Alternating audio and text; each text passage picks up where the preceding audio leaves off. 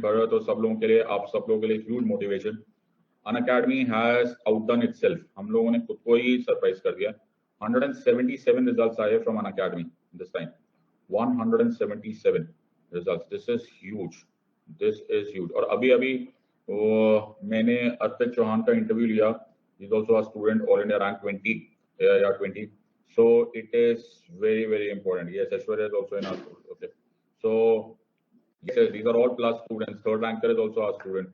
Okay, fourth ranker is also awesome. This is awesome results. और ये time start हो गया, अब ये खबर दूर दूर तक जानी चाहिए। क्या हो गया? तो वो सब लोग जो सोचते थे कि ऑनलाइन टीचिंग से रिजल्ट्स नहीं लाया जा सकता, तो उनको बताया जाए कि भैया लाया जा सकता है, और इतना सॉलिड लाया जा सकता है। Understanding this part. तो इतना रिजल्ट्स की सेवरल, अब अर्पित पीएसआईआर का भी स्टूडेंट था, अर्पित चौहान वाज पीएसआईआर का student also. Okay, so huge खुशी। मैं अभी उसी का इंटरव्यू ले रहा था, सो अभी एग्जैक्टली उसी का इंटरव्यू था। It will be on your YouTube in the afternoon. So ये इंपॉर्टेंट पार्ट है, एंड क्वालिटी होनी चाहिए, मेहनत होनी चाहिए, शिद्दत होनी चाहिए, तुम्हें आना चाहिए, तो चाहे ऑनलाइन हो चाहे ऑफलाइन हो, पढ़ने वाला होना चाहिए, पढ़ाने वाला होना चाहिए। Are you understanding this? आपको समझ में आ रहा है या नहीं? ये इससे मेरा दिल तोड़ दिया सर, इतनी मेरी खुशी थी, मैंने दुख कर दिया इसने। भरत कौन बोला? Most surprising was the topper was from history optional, yes, जो कि बड़ा रेयर था। आयुष बोला सर आपकी राइटिंग क्लियर नहीं दिखती है मेरे, ये ऐसे मतलब इनको रोको यार। अच्छा, कैसे लोग यार, दिल तोड़ देते हैं।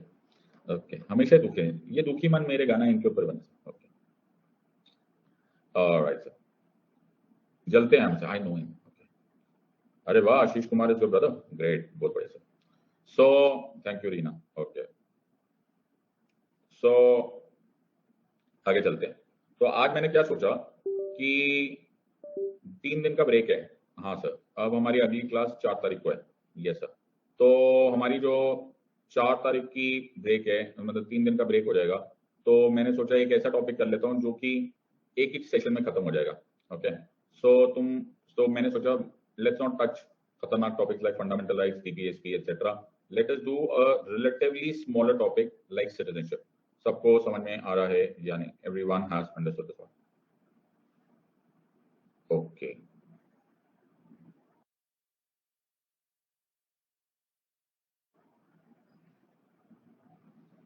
next year topper will be from PSR, I will assure that. Very good, I like the confidence, very nice.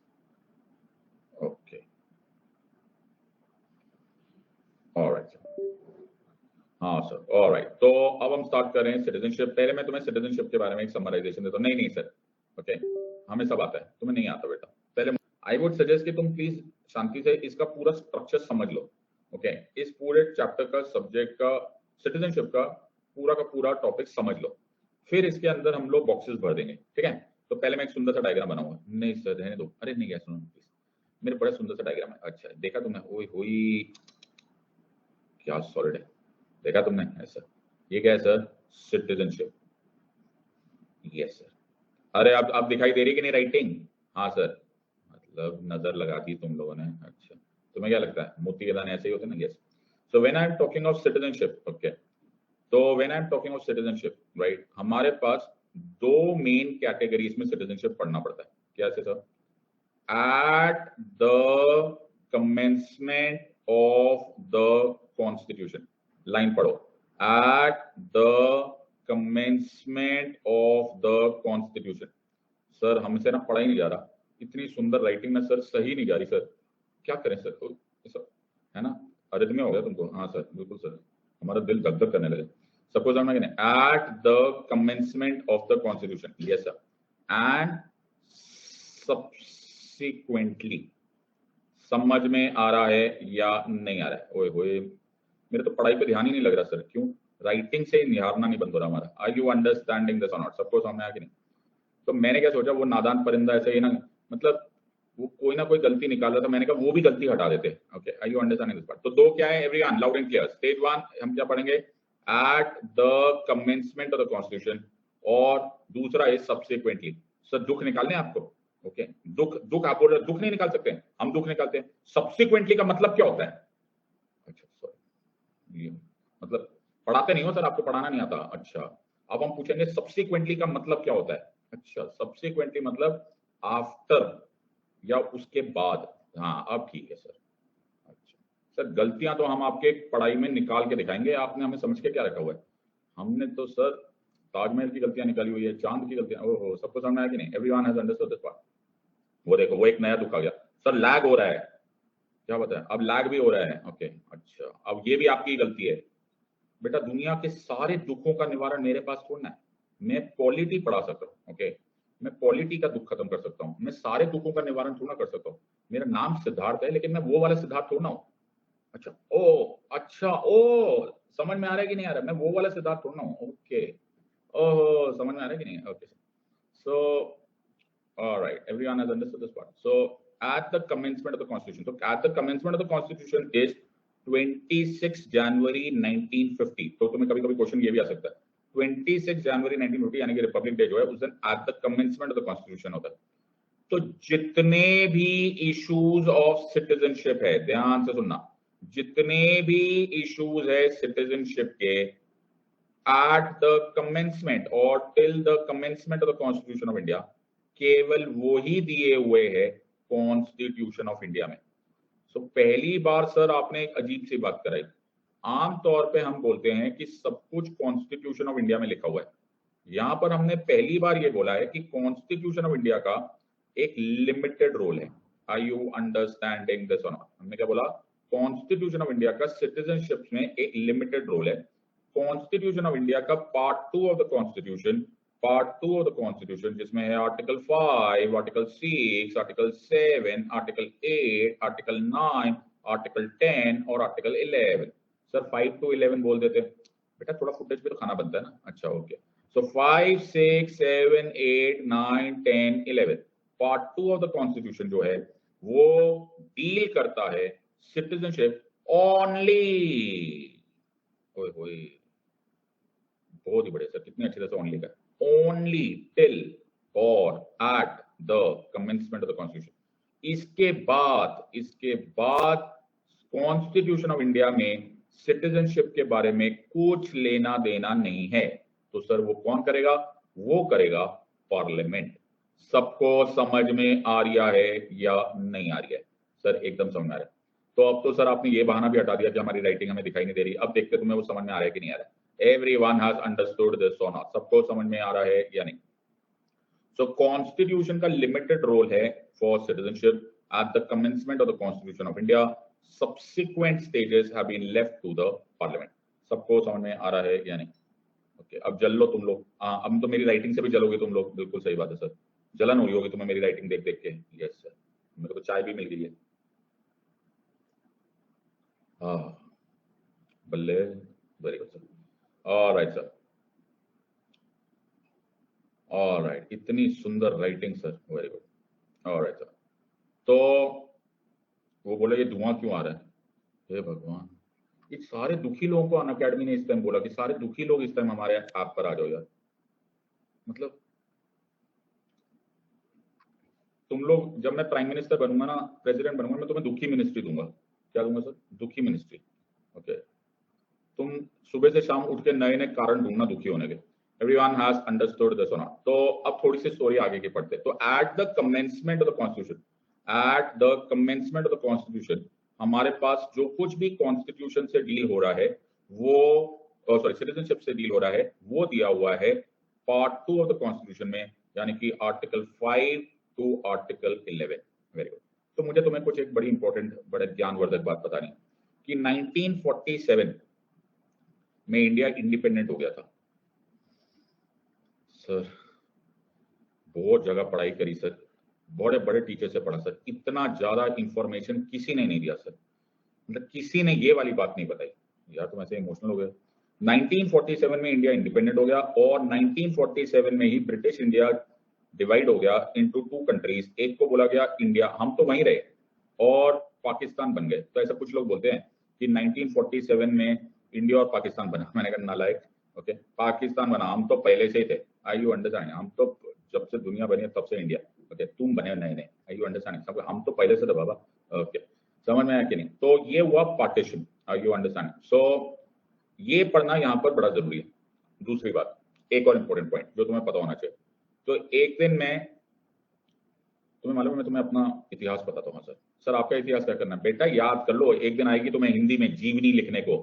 President of Russia Siddharth Jaisingh Arora की जीवनी लिखी है। ओके, मैं अभी से तुम्हें बता रहा हूँ। ओके, अच्छा, बायोग्राफी, आई अंडरस्टैंड। तो मेरा जन्म हुआ मुंबई में। ओके, मुंबई, आमची Mumbai. Okay, very good. Okay, आमची मुंबई, लेकिन मैं आजकल रहता हूँ दिल्ली में, काम करता हूँ। फिर मैं कभी कभी रहता हूँ अपने फार्म में उत्तराखंड में। ओके, तो मैं मसूरी पे भी रहता हूँ। तो मेरे प्लेसेस ऑफ रेजिडेंस कौन से है? सर मेरा एक घर मुंबई में भी है, एक घर दिल्ली है, एक घर मसूरी में भी है। तो मेरे कितने रेजिडेंसेस हो गए? Sir 3 residences.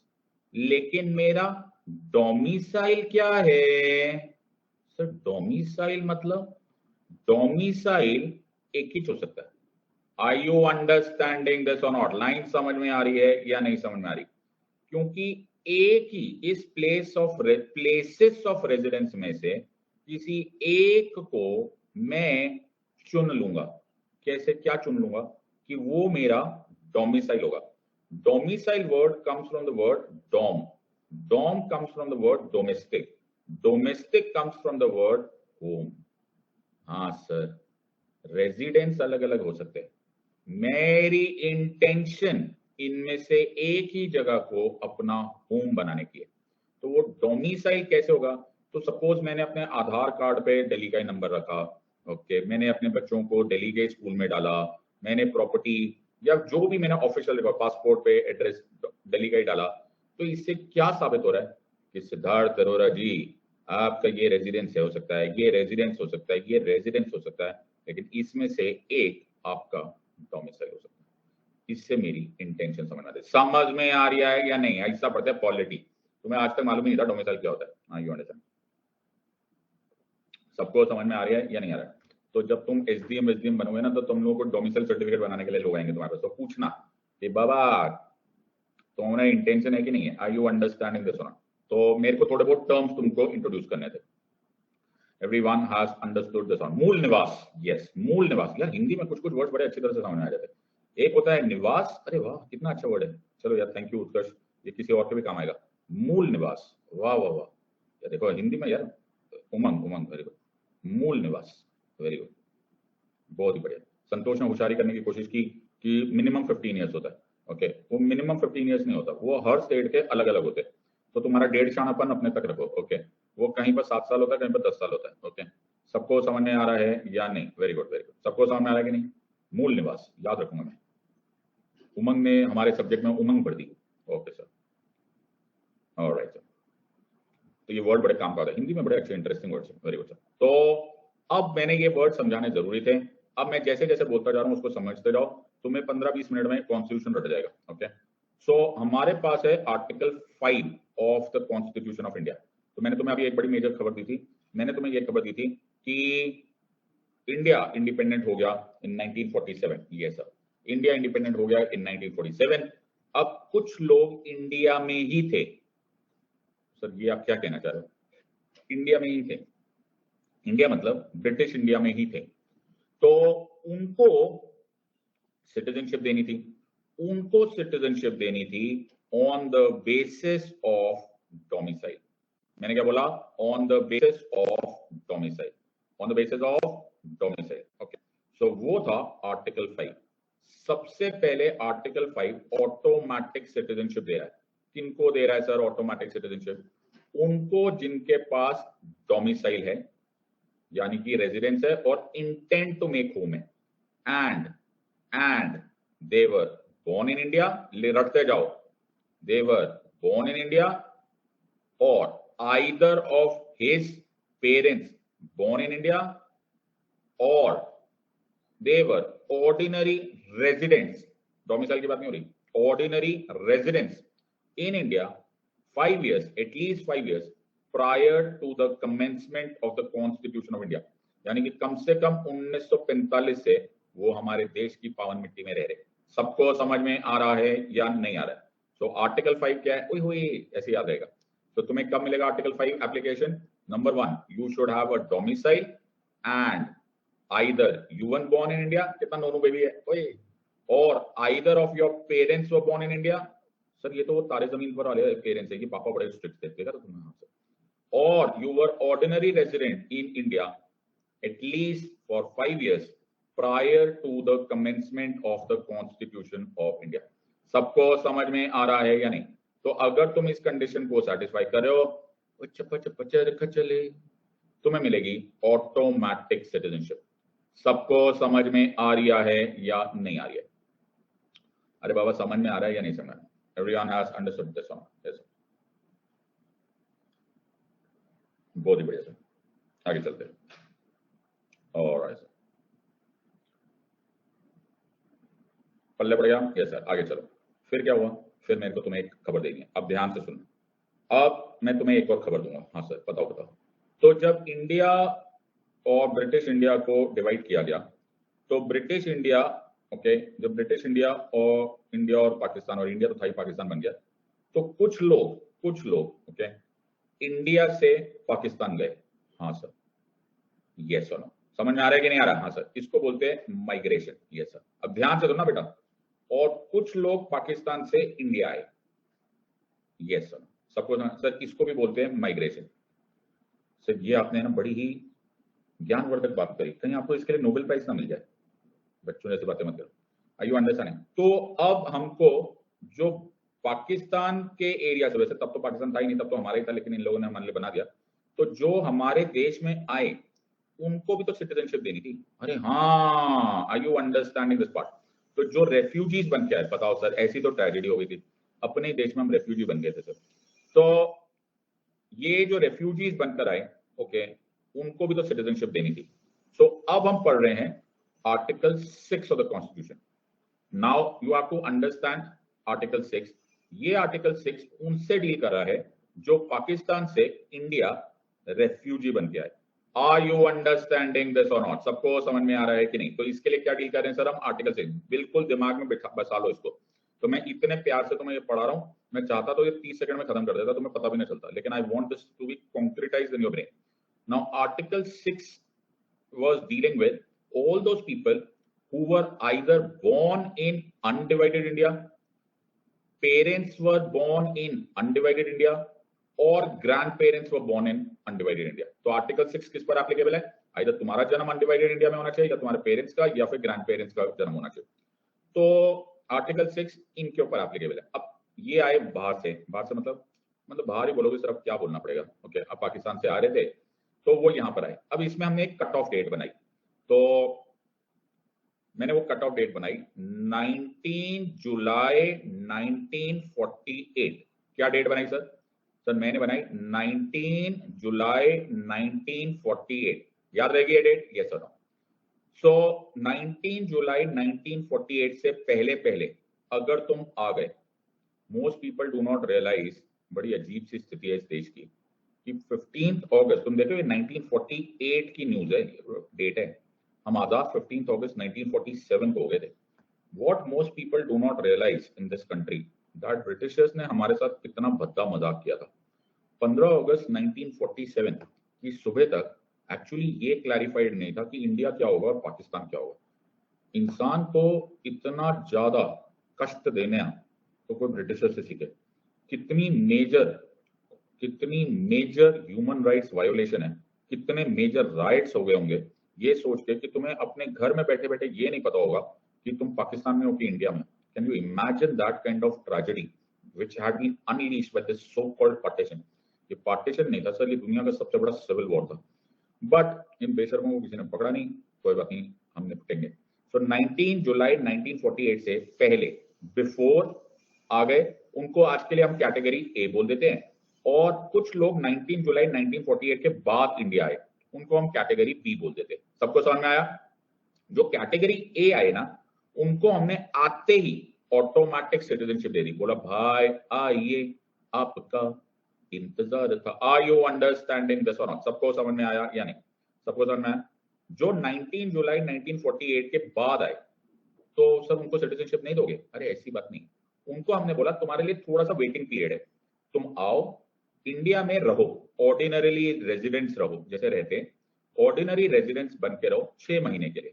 अच्छा, फिर सरकार ने एक रजिस्टरिंग अथॉरिटी बनाई हुई है। तो पूरे दिल्ली वैली के आसपास ना रेफ्यूजी कैंप्स बन गए थे। ओके, तो तुमने अगर कोई मूवी देखी होगी जो जैसे भाग मिल्खा भाग देखोगे तो उसमें देखेंगे, उसमें एक सीन में मिल्खा सिंह को दिखा रहे रेफ्यूजी कैंप्स में। तो ये ज्यादातर जो दिल्ली वाले जैसे हम जैसे लोग हैं, ओके, मेरे दादाजी ये सब लोग पाकिस्तान से आए थे, तो इन्हीं रेफ्यूजी कैंप्स में रहे थे। तो वहां पर ना ऐसे रजिस्टरिंग अथॉरिटी से इंस्पेक्टर को बिठा देते थे, बोलते थे एक रजिस्टर लेकर नाम पता लिखा दो। उस रजिस्टरिंग अथॉरिटी को 6 महीने के बाद मुलाकात करना और ये प्रूव करना कि तुम 6 महीने से ऑर्डिनरी रेजिडेंट थे। ऑर्डिनरी रेजिडेंट का तब एक्चुअली मतलब ये था कि तुम रेफ्यूजी कैंप में थे। ओके, तो रजिस्टरिंग अथॉरिटी के पास जाओगे और 6 महीना रहोगे, तब हम तुम्हें सिटीजनशिप देंगे। सबको समझ में आ रहा है या नहीं आ रही है? आर यू अंडरस्टैंडिंग दिस और नॉट? पल्ले पड़ गया कि नहीं पल्ले पड़ा? Everyone has understood. इतने प्यार से तुमने कभी पॉलिटी पढ़ी थी? सर इतने ध्यान से हमको स्कूल में पढ़ा दिया होता ना, 12th में खत्म हो जाता। वो बोले प्लीज एक्सप्लेन अगेन। हे भगवान, ये once again, please explain again, ये इतने स्पैमर्स आए कहां से सर? सर अच्छा, ये भी बार बार सर एग्जाम देंगे, बार बार। Okay sir, alright alright, once again, एक एग्जाम के बाद फिर से वंस अगेन। यहां तक समझ में आ गया? तो आर्टिकल 6 याद रखना, सब लोग चिल्ला के बोलेंगे you were born in India, your parents were born in India और grand parents were born in India, और दो कैटेगरी में डिवाइड कर दो। 19 जुलाई 1948 से पहले आए, 19 जुलाई 1948 के बाद आए। पहले आए तो ऑटोमेटिक सिटीजनशिप, बाद में आए तो कोई चिंता की जरूरत नहीं, मिलेगी सिटीजनशिप, लेकिन ऑर्डिनरी रेजिडेंट फॉर 6 मंथ्स के बाद फिर हम तुम्हें बोलेंगे वेलकम टू इंडिया। ऐसे भर भर के आए थे यार, पता हो यार। Never mind, are you understanding this part? सबको समझ में आया या नहीं? अब मैं तुम्हें थर्ड कंडीशन बताऊंगा। रेडी? अरे यहां तक समझ क्लियर आ रहा है कि नहीं आ रहा है? हाँ sir, are you understanding this? बहुत ही दुखी लोग हैं। Can we see the previous slide again sir? Sir मेरा इंटरनेट खत्म हो जाता है, इसके बाद मुझे स्टॉक मार्केट में 100 करोड़ इन्वेस्ट करना पड़ता है। ओके सर,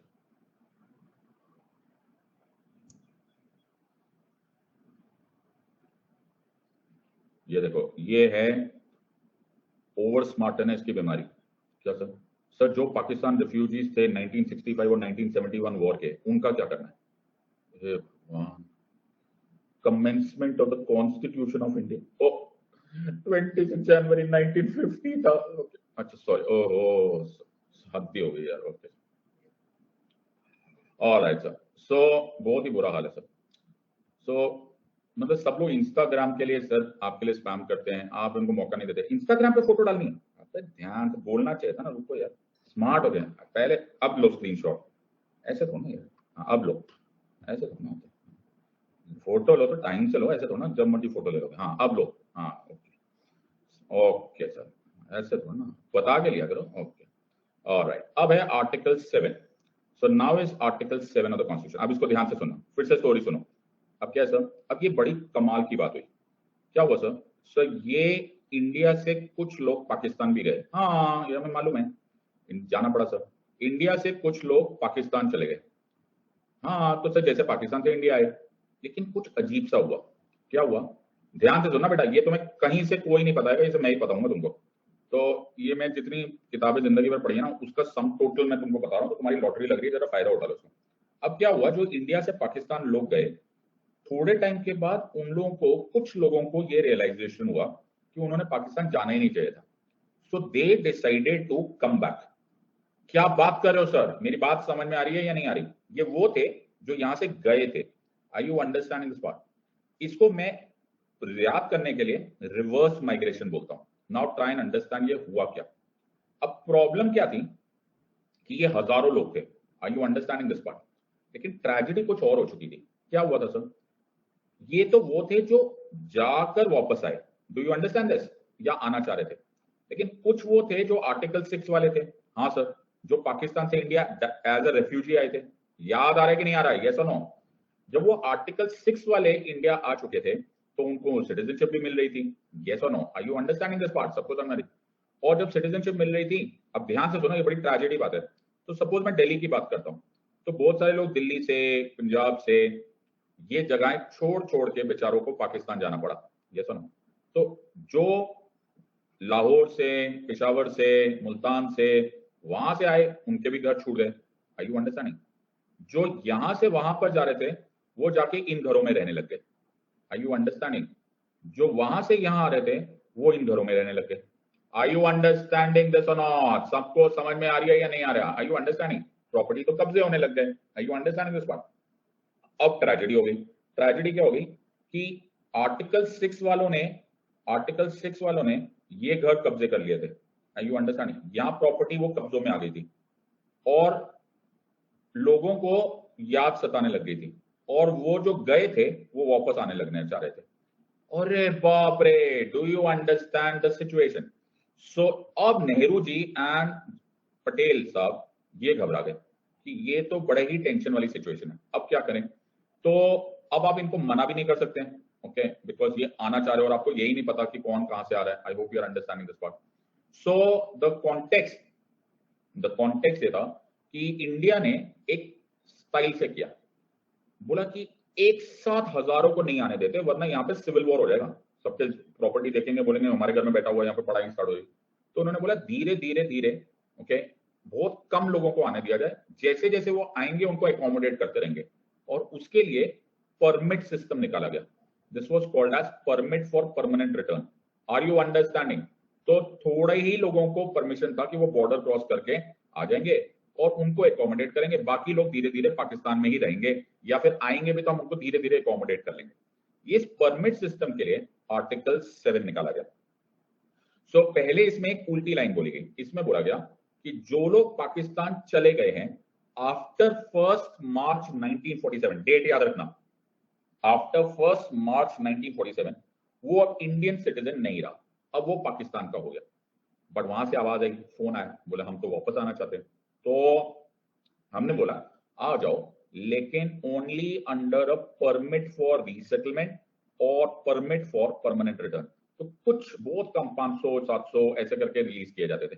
तो सर आप उनको सिटीजनशिप दोगे कि नहीं दोगे? हाँ, तो जो लोग वापस आएंगे पाकिस्तान से, तो मेरी बात ध्यान से सुनना, जो इंडिया छोड़ के चले गए हैं आफ्टर 1 मार्च 1947, वो हमारे सिटीजन नहीं रहे, लेकिन अगर तुम आना चाहते हो तो तुम परमिट सिस्टम में आओगे, और अगर परमिट सिस्टम में आओगे तो हम तुम्हारे साथ वैसा ही बिहेवियर करेंगे जैसा जैसा इस कैटेगरी बी के साथ किया जाता है।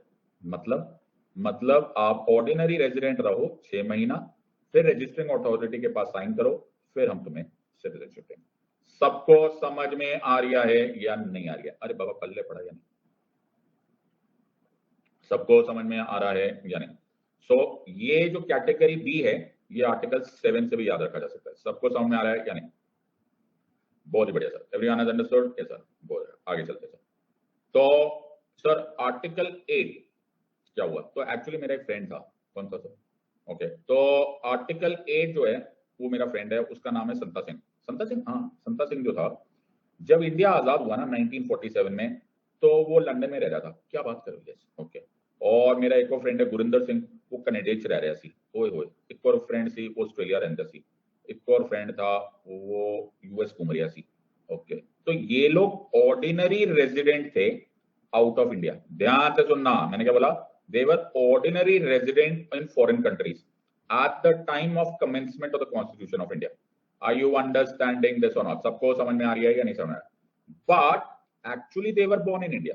अच्छा, और their parents were born in India, और their grand parents were born in India. तो संता सिंह ने मुझे फोन किया, बोला वीरे एक गल दस, मैनू सिटीजनशिप नहीं मिलनी। मैंने कहा यार मिलनी है तेनू, लेकिन तेनू सिटीजनशिप मिलनी है article 8H।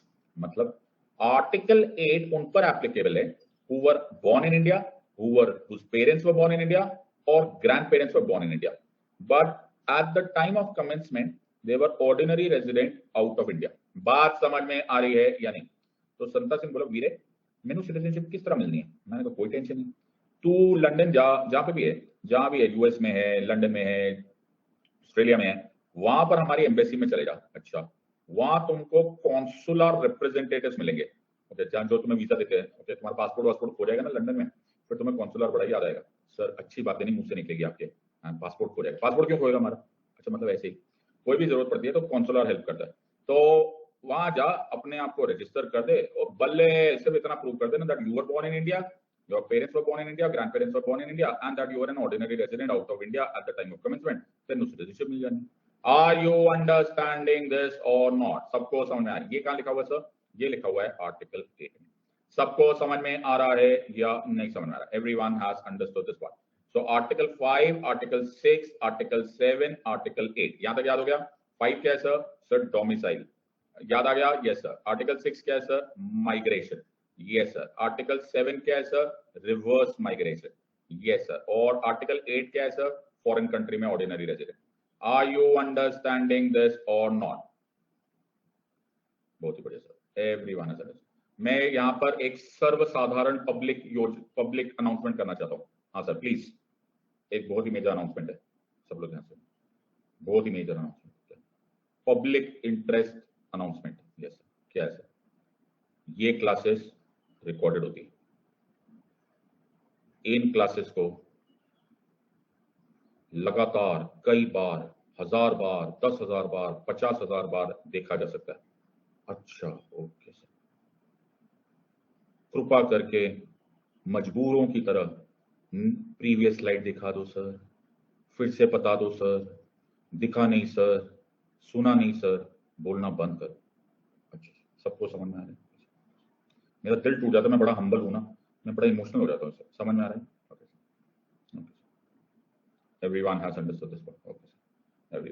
Everyone has understood this part. Okay. ठीक है, जनहित में जारी। ओके, कृपा करके वैक्सीनेशन लगाइए। Everyone has understood this part. Download भी कर सकते हैं, बहुत ही बढ़िया सर। ओके सर, अच्छा ठीक। Everyone has understood। तो इनफैक्ट मैं चाहूंगा भी कि तुम इनको रिकॉर्डेड सेशंस को 3-4 बार देखिए, क्योंकि माना कि तुम बहुत इंटेलिजेंट हो, लेकिन मैंने नहीं माना कि तुम बहुत इंटेलिजेंट हो। हद होगी सर, आप तो इंसल्ट कर रहे हो सर, मतलब हद ही होगी। मतलब माना कि तुम इतने इंटेलिजेंट हो कि तुम्हें एक बार में समझ में आता है, पर मैंने नहीं माना कि तुम इतने इंटेलिजेंट हो कि एक बार में समझ में आ जाएगा। सबको समझ में आ रहा है कि नहीं? Everyone has understood this. Sir आप तो सर ऐसे indirectly sir. Okay, never mind. So ये हो गया हमारा 5 डोमिसाइल, इसमें याद रख लेना। Okay, you were born in India, either of your parents were born in India or you were ordinary resident in India at least for 5 years till the commencement of the constitution.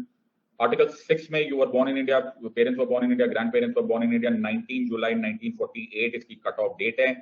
पहले आ गए automatic citizenship, बाद में आ जाओगे, कोई tension नहीं है, ordinary resident रहो 6 महीना, फिर रजिस्टरिंग अथॉरिटी के पास जाओ, तुम्हें सिटीजनशिप मिल जाएगी। रिवर्स माइग्रेशन में डेट है 1 मार्च 1947। तुमने हमको छोड़ के चले गए थे ना, हाँ, तो अब तुम हमारे सिटीजन नहीं हो। Are you understanding? After 1 मार्च 1947 अगर तुम इंडिया छोड़ के पाकिस्तान चले गए तो हमारे सिटीजन नहीं है। ये गलियां ये चौबर यहाँ आना ना दोबारा, हम तो आएंगे हैं, हम तो आएंगे, क्या बात कर रहे हो? आओ फिर, मना थोड़ा है, पर परमिट लेकर आना। परमिट लेकर आओगे, ऑर्डिनरी रेजिडेंट रहो 6 मंथ्स के लिए, फिर हम तुम्हें रजिस्टरिंग अथॉरिटी से मुलाकात कराएंगे, तुम्हें सिटीजनशिप मिलेगी। वीरे तेनों भी सिटीजनशिप मिल जानी है। जे तू ऑर्डिनरी रेजिडेंट होना है, okay, any foreign country, don't worry, उधर कॉन्सुलर रिप्रेजेंटेटिव तू मिल लियो, तो तेनों सिटीजनशिप दे देगा। आर यू अंडरस्टैंडिंग दिस और नॉट? सबको समझ में आया है या नहीं? ऐसे पढ़ते हैं पॉलिटी, समझ में आया या नहीं? Are you understanding this? सबको समझ में? अभी भी नहीं समझ में आया ना, तो बहुत सिंपल सा तरीका है, एक बड़ा सा टीवी खरीदो, टाटा स्काई चैनल लगाओ, पोगो चैनल पे जाओ, छोटा भीम देखो। क्या बात कर रहे हो? Chhota Bheem, Chhota Bheem, Bheem. Are you understanding this? सबको समझ में आ रहा है या नहीं? अब इसके आगे तुम्हारा कोई निवारण नहीं है, दुनिया में कोई नहीं पढ़ा सकता इससे simple. Are you understanding this part also? Alright sir, आगे चलते हैं। तो आगे क्या है सर? आगे ये है सर, एक से भले दो से भले 3, मतलब सर मेरे को इंडिया की सिटीजनशिप दे दो, ले लो सर। एक ना मैं इंडिया की सिटीजनशिप रखूंगा, और मेरे को ना एक से मेरा पेट नहीं भरता, फिर मैं ना सर 2-3 और कंट्रीज की भी रखना चाहता हूँ। मतलब सर मेरे को ना यूएसए की भी सिटीजनशिप चाहिए, कोरिया की भी दे दो, ग्रेट ब्रिटेन की भी दे दो, जापान की भी दे दो, फिटे मुंह, हद होगी। इंडिया में डबल सिटीजनशिप का कॉन्सेप्ट है ही नहीं। ओहो, या तो तू इंडिया का सिटीजन होगा या फिर किसी और कंट्री का होगा। इंडिया में सिंगल सिटीजनशिप है सर। अगर सर मैंने किसी को बिना बताए अमेरिका का भी सिटीजनशिप ले लिया, किसको पता चलेगा सर? 2-2 पासपोर्ट रखूंगा, ओए ओए टसन साटा, बेटा उसी टाइम तेरी इंडियन सिटीजनशिप गायब हो जाएगी। आपके कहने से हो जाएगी सर? नहीं, आपके कहने से हो जाएगी। You will lose Indian citizenship. Sir आपके कहने से हो जाएगी, मेरे कहने से नहीं होगी बेटा। ये आर्टिकल 9 में लिखा है। Article 9 says you will not be a citizen of India if you voluntarily acquire a foreign citizenship. In other words, there will be no dual citizenship. सबको समझ में आ रहा है या नहीं? Are you understanding this or not? सबको समझ में आ रहा है या नहीं? पल्ले पड़ गया सर हमको। Are you understanding this? सबको समझ में आ गया सर? तो बहुत लोग सर चिल्ला चिल्ला के बोलते हैं हमारी डुअल सिटीजनशिप नहीं है, डुअल सिटीजनशिप नहीं है। अबे डुअल सिटीजनशिप कहां से आएगी? है ही नहीं आर्टिकल 9 में। Are you understanding? फिर क्या है सर? मैं कल बड़ा बिजी हूँ, क्या हो गया? मेरे को है ना अपना ड्राइविंग लाइसेंस रिन्यू कराना है, हाँ करा बेटा करा, ड्राइविंग लाइसेंस को ना रिन्यू कराना चाहिए, ओके, नहीं तो जब पकड़ा जाएगा ना ट्रैफिक हवलदार जब पकड़ेगा ना पिटता इतना जबरदस्त फाइन।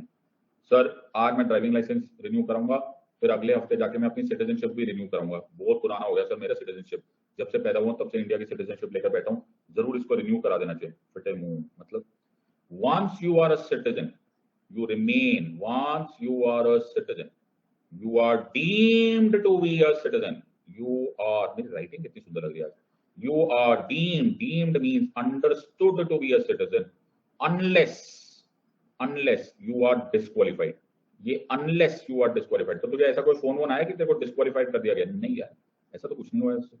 अगर तेरे को डिस्क्वालीफाई नहीं किया हुआ ना बच्चे, तो तेरे को सिटीजनशिप रिन्यू करने की आवश्यकता नहीं है। Once a citizen you remain a citizen. Sir ये आप बोल रहे हो, आपके मन की भाषा तो नहीं बोल रही, ये आर्टिकल 10 में लिखा है, you are deemed to be a citizen of India, you continue to be a citizen unless you are disqualified. समझ में आ रहा है या नहीं आ रही है? Are you understand? एक्ट कितना लिखा है सर? लिखा है आर्टिकल 10 समझ में आ रहा है या नहीं समझ में आ रहा है? सो एक बार फटाफट रिकैप, 5 6 7 8 9 10, 5 जल्दी बोलो, कीवर्ड कीवर्ड बोलो, कीवर्ड बेटा, ऐसे बनते चैंपियन, हम टॉपर्स क्रिएट करते हैं। Domicile, 6 migration, 7 reverse migration, 8 ordinary residence in foreign country, are you understanding this part? 9 no dual citizenship, 10 deemed to be a citizen। सबको समझ में आ रहा है या नहीं? ये कौन है? सिमरन, बहुत बढ़िया। सो आज मैं बहुत खुश हूं। क्यों खुश हूं सर? क्योंकि लगातार 3 साल ओके मैंने ये बात प्रूव कर दी कि मेरा method of teaching is a successful model. एक बार में तुक्का होता है, दूसरी बार में तुक्का हो सकता है, तीसरी बार में नहीं हो सकता। Are you understanding this part? So I am today very very happy. तो आज मेरा दिल कर रहा है कि मैं कुतुब मीनार पे जाकर सारे स्टूडेंट से इंट्रोड्यूस कराऊं कि the way team said life को पढ़ाया गया वो सही मायनों में 24 कैरेट रॉक सॉलिड है। तो खुश तो बहुत होंगे सर आप, अरे बहुत ज्यादा खुश है, पर चाय फिर भी कोई नहीं पूछता मुझे। Okay never mind. Are you understanding this और नॉट? सबको समझ में आ रहा है या नहीं आ रहा है? Everyone is understand, very good sir. सो 5 6 7 8 9 10 हो गया, अब आया 11। हम लाए हैं तूफान से कश्ती निकाल के, इस देश को रखना मेरे बच्चों संभाल के। क्या हो गया सर? ये गाना चल रहा है आर्टिकल 11 में। Founding fathers of the constitution इस गाने के थ्रू क्या बोलने की कोशिश कर रहे हैं कि डियर पार्लियामेंट, हमने जो कुछ भी करना था, हमने तूफान से कश्तियां निकालनी थी, वो हमने निकाल दी है, बट हम 26 जनवरी 1950 तक ही ये कॉन्स्टिट्यूशन में सिटीजनशिप लिखेंगे। इसके आगे की कहानी तुम्हारे हवाले, अब बॉल तुम्हारे कोर्ट में। After this subsequent things regarding to acquisition termination of citizenship is all in the hands of the parliament. हम लाए हैं तूफान से कश्ती निकाल के, इस देश को रखना मेरे बच्चों संभाल के। Are you understanding this? सबको समझ में आ रहा है या नहीं? Everyone has understood this part. So 5 citizenship at the Constitution, rights of citizenship for certain persons who migrated to India from Pakistan, rights of citizenship for certain migrants to Pakistan जो कि वापस आए थे, rights of citizenship for certain persons of Indian origin residing outside of India, persons voluntarily acquiring citizenship of foreign state not to be a citizen, continuance of the rights of citizenship and parliament to regulate the right of citizenship by law। ओरे बाबो, क्या हो गया sir? पूरा constitution ही याद हो गया? क्या बात कर रहे हो sir? Constitution of India part 2 खत्म, संपला। क्या बात कर रहे हो सर? हद हो गई है। एवरीवन हैज अंडरस्टूड दिस और नॉट? सबको समझ में आ रहा है या नहीं? एवरीवन हैज अंडरस्टूड, सबको समझ में आ गया? Yes sir. सो अब हम पढ़ेंगे सब्सिक्वेंट। क्या पढ़ेंगे सर? Subsequent status. तो सब्सिक्वेंट बोले तो आफ्टर 26 जनवरी 1950। Are you understanding this part? After 26 जनवरी 1950 मैंने पार्लियामेंट को फोन किया। सर आपने पार्लियामेंट को फोन किया? Sir yes. सो पार्लियामेंट ने बोला हाँ सिद्धार्थ को फोन किया। मैंने कहा आपने गाना नहीं सुना? क्या बोला? हम लाए हैं तूफान से कश्ती निकाल के, इस देश को रखना मेरे बच्चों संभाल के। तो बोले फिर? मैंने कहा लॉ बनाना पड़ेगा ना आपको। अच्छा समझ में आ रहा है कि नहीं? और उस लॉ का नाम था citizenship act of 1955। Are you understanding? So original act कौन सा था? So citizenship act of 1955। फिर ये इतने सारे क्यों नंबर लिखे सर? बेटा ये सब्सिक्वेंट अमेंडमेंट्स है। तो 57, 85, 92, 2003, 15 सर एक इंपॉर्टेंट वाला तो लिखा ही नहीं। कैसा लगता है, डर लगता है। Are you understanding this part? जो कि सबसे कंट्रोवर्शियल है। Are you understanding this part? सबको समझ में आ रहा है या नहीं? तो इसी खुशी में लेंगे हम 5 मिनट्स का break and we'll understand this at a later stage. Are you understanding this part? सबको समझ में आ रहा है? Yes, sir.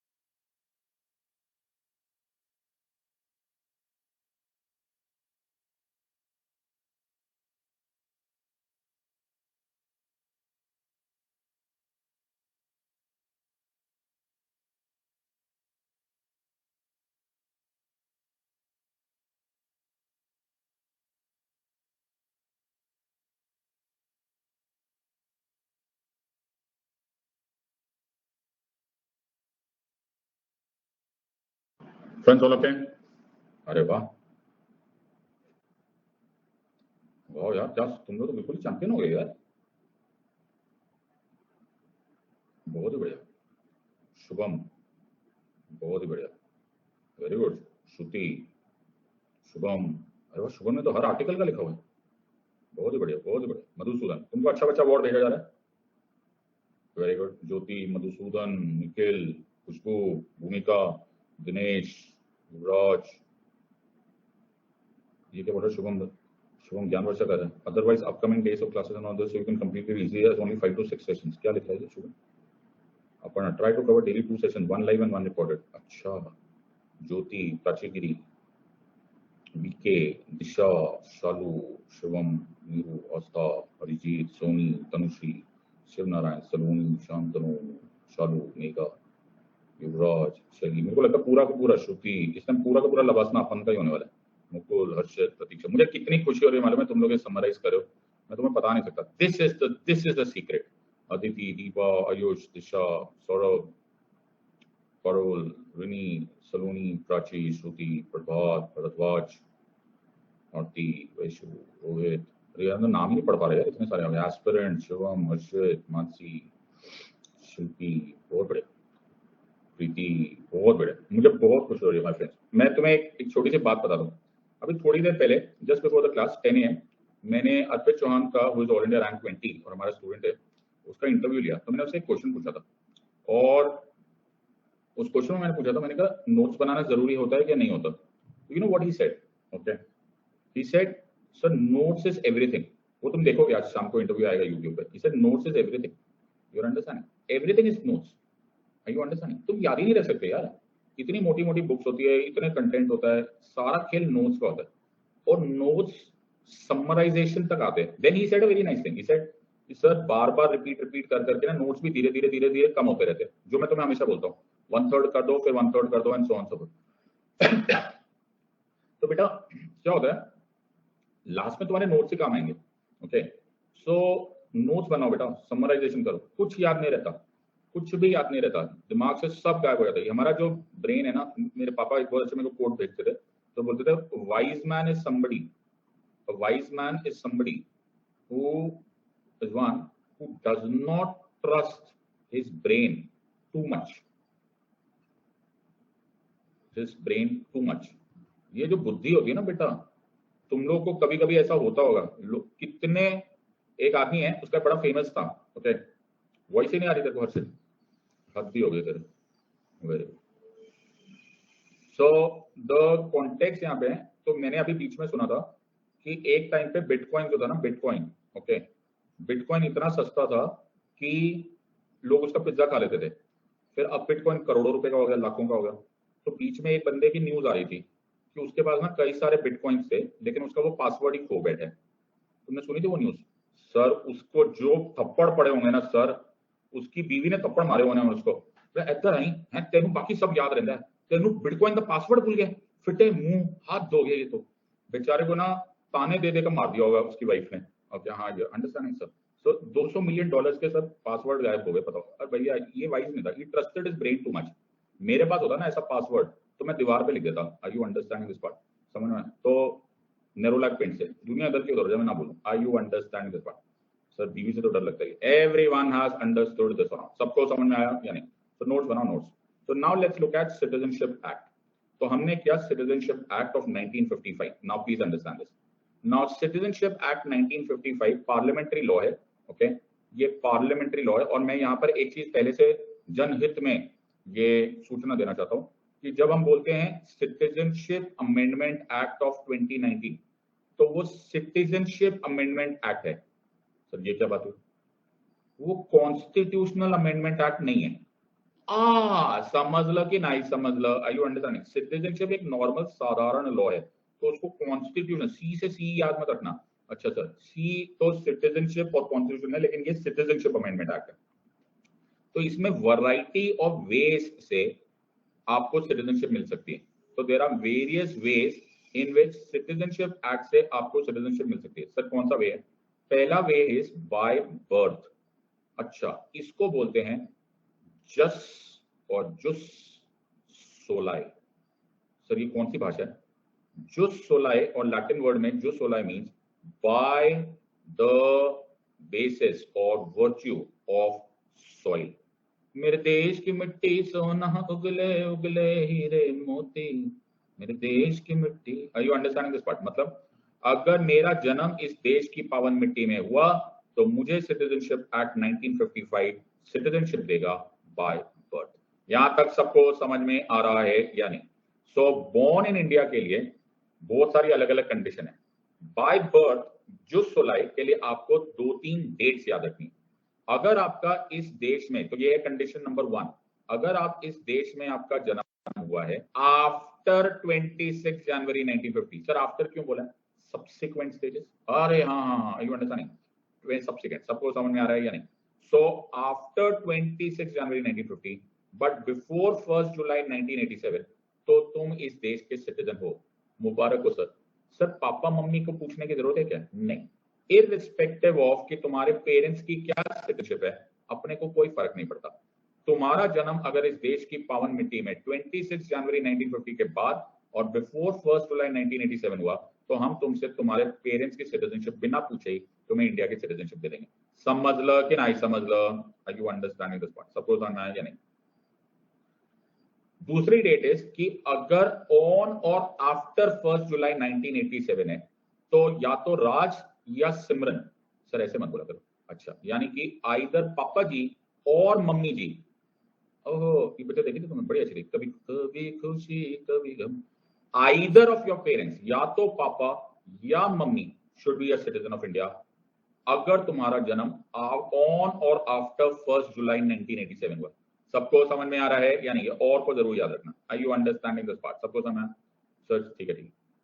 अगर तुम्हारा जन्म आफ्टर 3 दिसंबर 2004 हुआ है तो तुम्हारे पास दोनों कंडीशन में से एक होनी चाहिए। या तो आपके दोनों पेरेंट्स सिटीजन होने चाहिए। अच्छा, राज मल्होत्रा भी और सिमरन भी। Are you understanding? सर ये कभी खुशी कभी गम है सर, वो पिक्चर डीडीएल ये थी। अच्छा सॉरी। या तो both should be a citizen of India और any one should be a citizen और other is not an illegal migrant. वो बजरंगी भाईजान देखा तुम? हाँ, वो तारे जो जंप करके आते हैं, हाँ, वैसा नहीं होना चाहिए। Are you understanding this part? तो ये other is not an illegal migrant. सबको समझ में आ रहा है या नहीं आ रही है? Everyone has understood this part. So हमारे पास 3 कैटेगरीज हो गई सर। हमारे पास हो गई 26 जनवरी 1950 के बाद, आफ्टर और before 1st July 1987, then you will be a citizen of India. Then you will be. So before 1st July 1987, so you will be a citizen of India. अपन पूछेगा ही नहीं तुम्हारे से पेरेंट्स का irrespective of your parents तुम्हें citizenship दी जाएगी। Sir on और after 1 जुलाई 1987 हुआ तो आइदर पापा जी और मम्मी जी should be a citizen of India. Okay, पापा और मम्मी। ओके, और सर 3 दिसंबर 2004 के बाद, 3 दिसंबर 2004 के बाद भी अपन तुमको सिटीजनशिप देगा, बट उसमें 2 कंडीशन हो सकती हैं। या तो बोथ पापा जी और मम्मी जी should be a citizen of India और one should be a citizen of India, other should not be an illegal migrant. पल्ले पड़ गया या नहीं पल्ले पड़ा? Everyone has understood this. सबको समझ में आया? सर इस वाली सिटीजनशिप को क्या बोलते हैं? ये बर्थ से ना बेटा? हाँ, ये किससे सर? By birth. इसको क्या बोलते हैं? जुस सोलाई। मेरे देश की मिट्टी सोना उगले उगले हीरे मोती। Are you understanding this part? सबको समझ में आ रहा है? यस और नो? सर मेरा थोड़ा सा प्रॉब्लम है। क्या हुआ?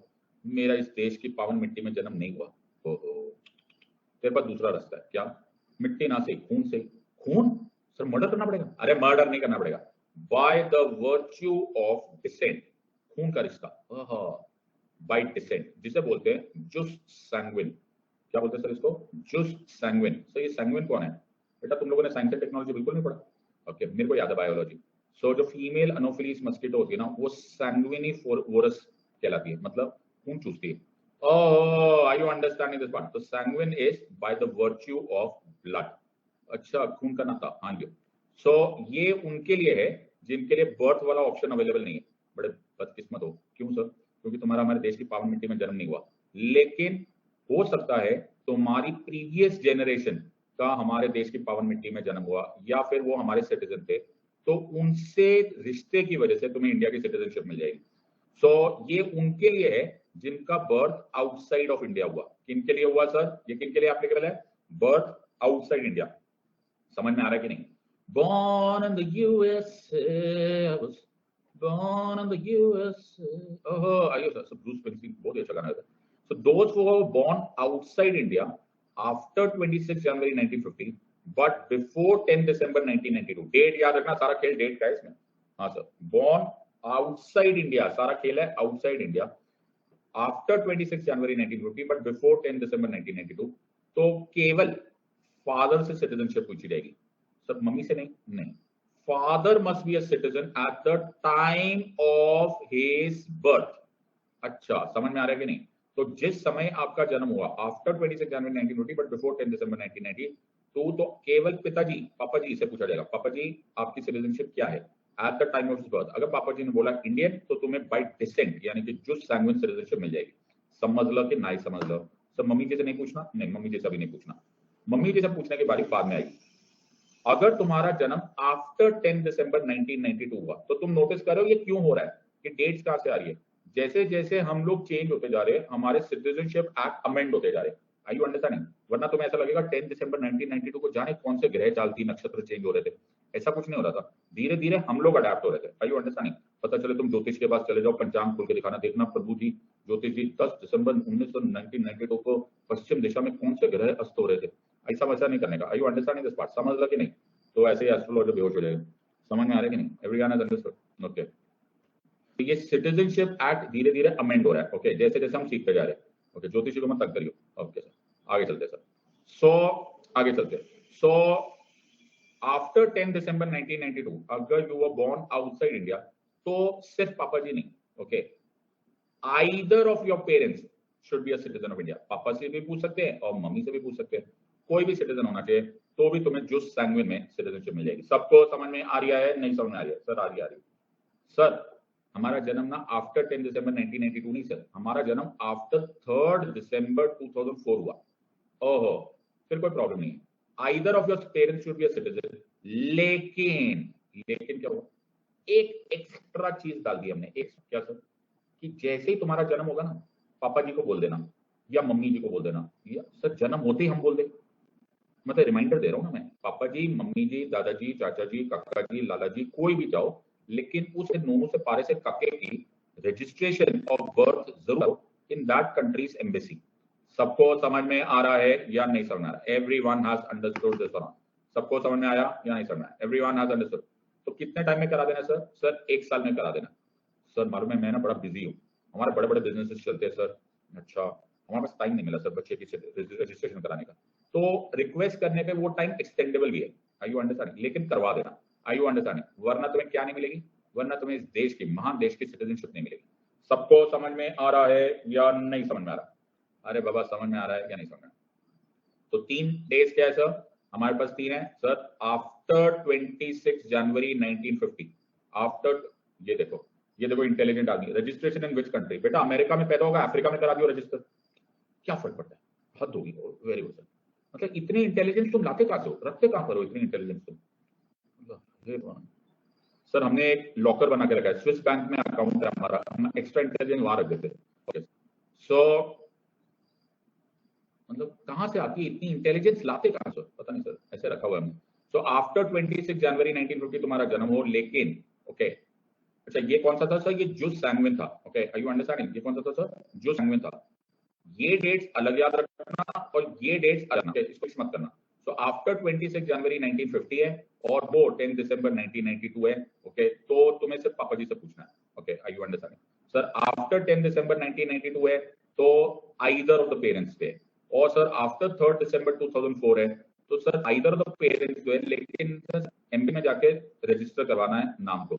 और वो जो सर वो जरूरत से ज्यादा इंटेलिजेंट आदमी, जो ओवर इंटेलिजेंट आदमी था, वो पूछा था कौन सी कंट्री में करना था. बेटा किसी भी कंट्री में, जहां मर्जी गिर जाइए. ओके, क्या फर्क पड़ता है? ओके, जहां भी जाएगा तेरे को बाहर ही निकालेंगे, बोलेंगे इतना आईक्यू कैसे संभालने वाले.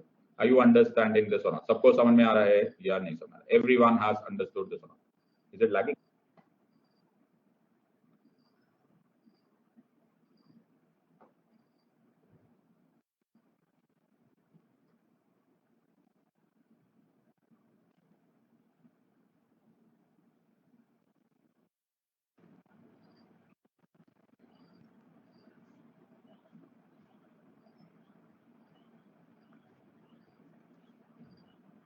अब ठीक है?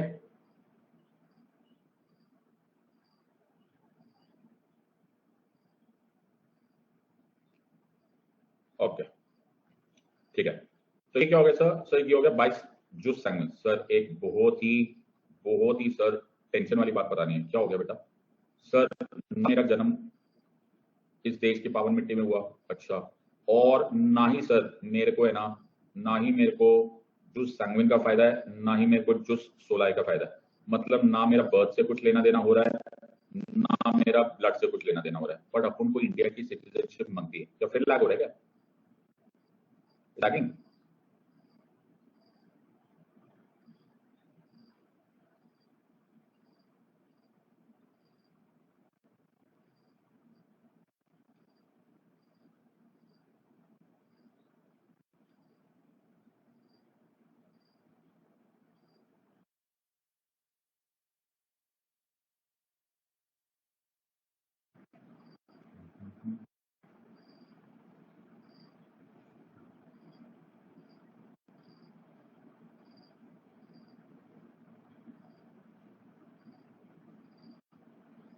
अब ठीक है?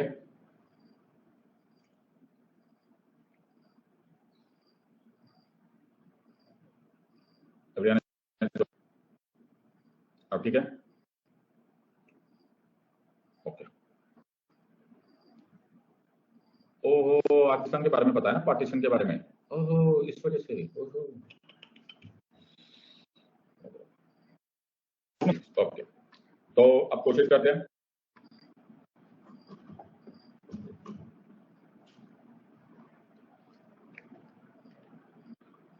यार एक मिनट रुको यार।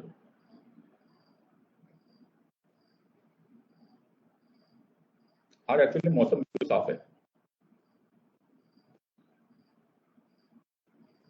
ये कौन है? यूपीएससी सिविल सेवा परीक्षा के परिणाम घोषित, श्रुति शर्मा ने पहला खाकर बिजनौर का नाम रोशन किया। यूपीएससी सिविल सेवा में परिणाम कर दिए गए, आयोग द्वारा फला फला। यूपीएससी सिविल सेवा टॉप करने वाली श्रुति शर्मा उत्तर प्रदेश के बिजनौर जिले की रहने वाली है, पढ़ाई दिल्ली के जेएनयू में रहती है। ठीक है, मैं आज तक देख रहा हूँ क्या?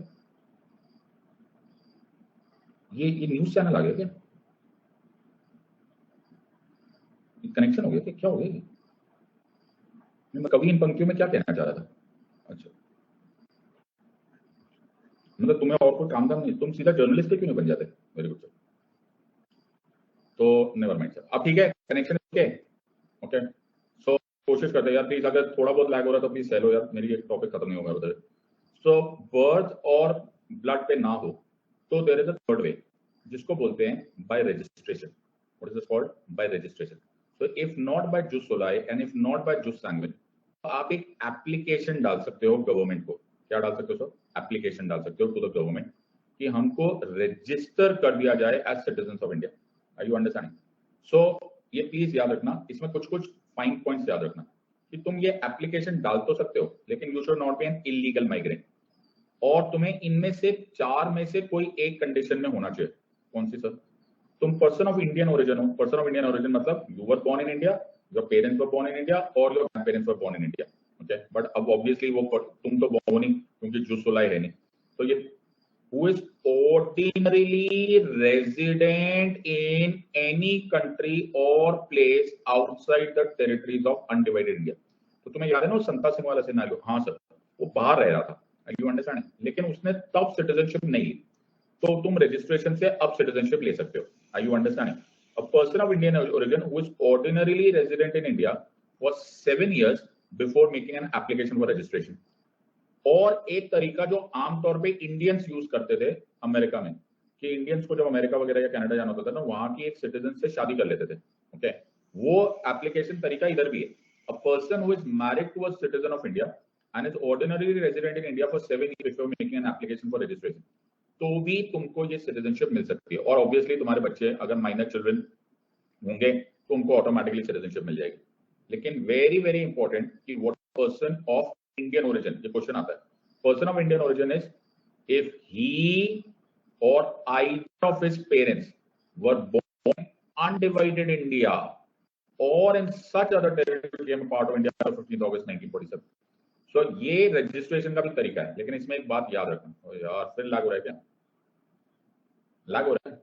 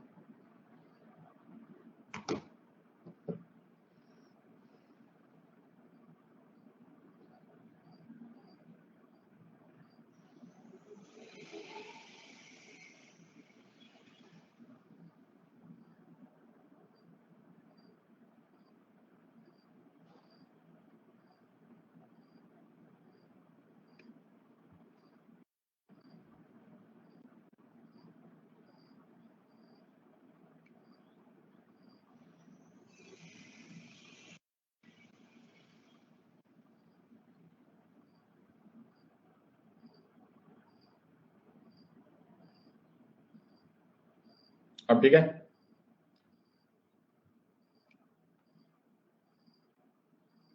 ओके चले आगे। हाँ सर, सो ये देखो, ये लोग इतने इंटेलिजेंट लोग ने, देखो पढ़ाई पे ध्यान नहीं, व्हाई एवरीवेयर मेंशन ही। ये समाज सेवकों को भेजो यार कहीं ट्विटर विटर पे, यार ये क्या करने आ गए तुम लोग यार, तुम्हारे पास इतना अच्छा करियर था, तुम सुबह शाम ट्वीट कर सकते थे यार।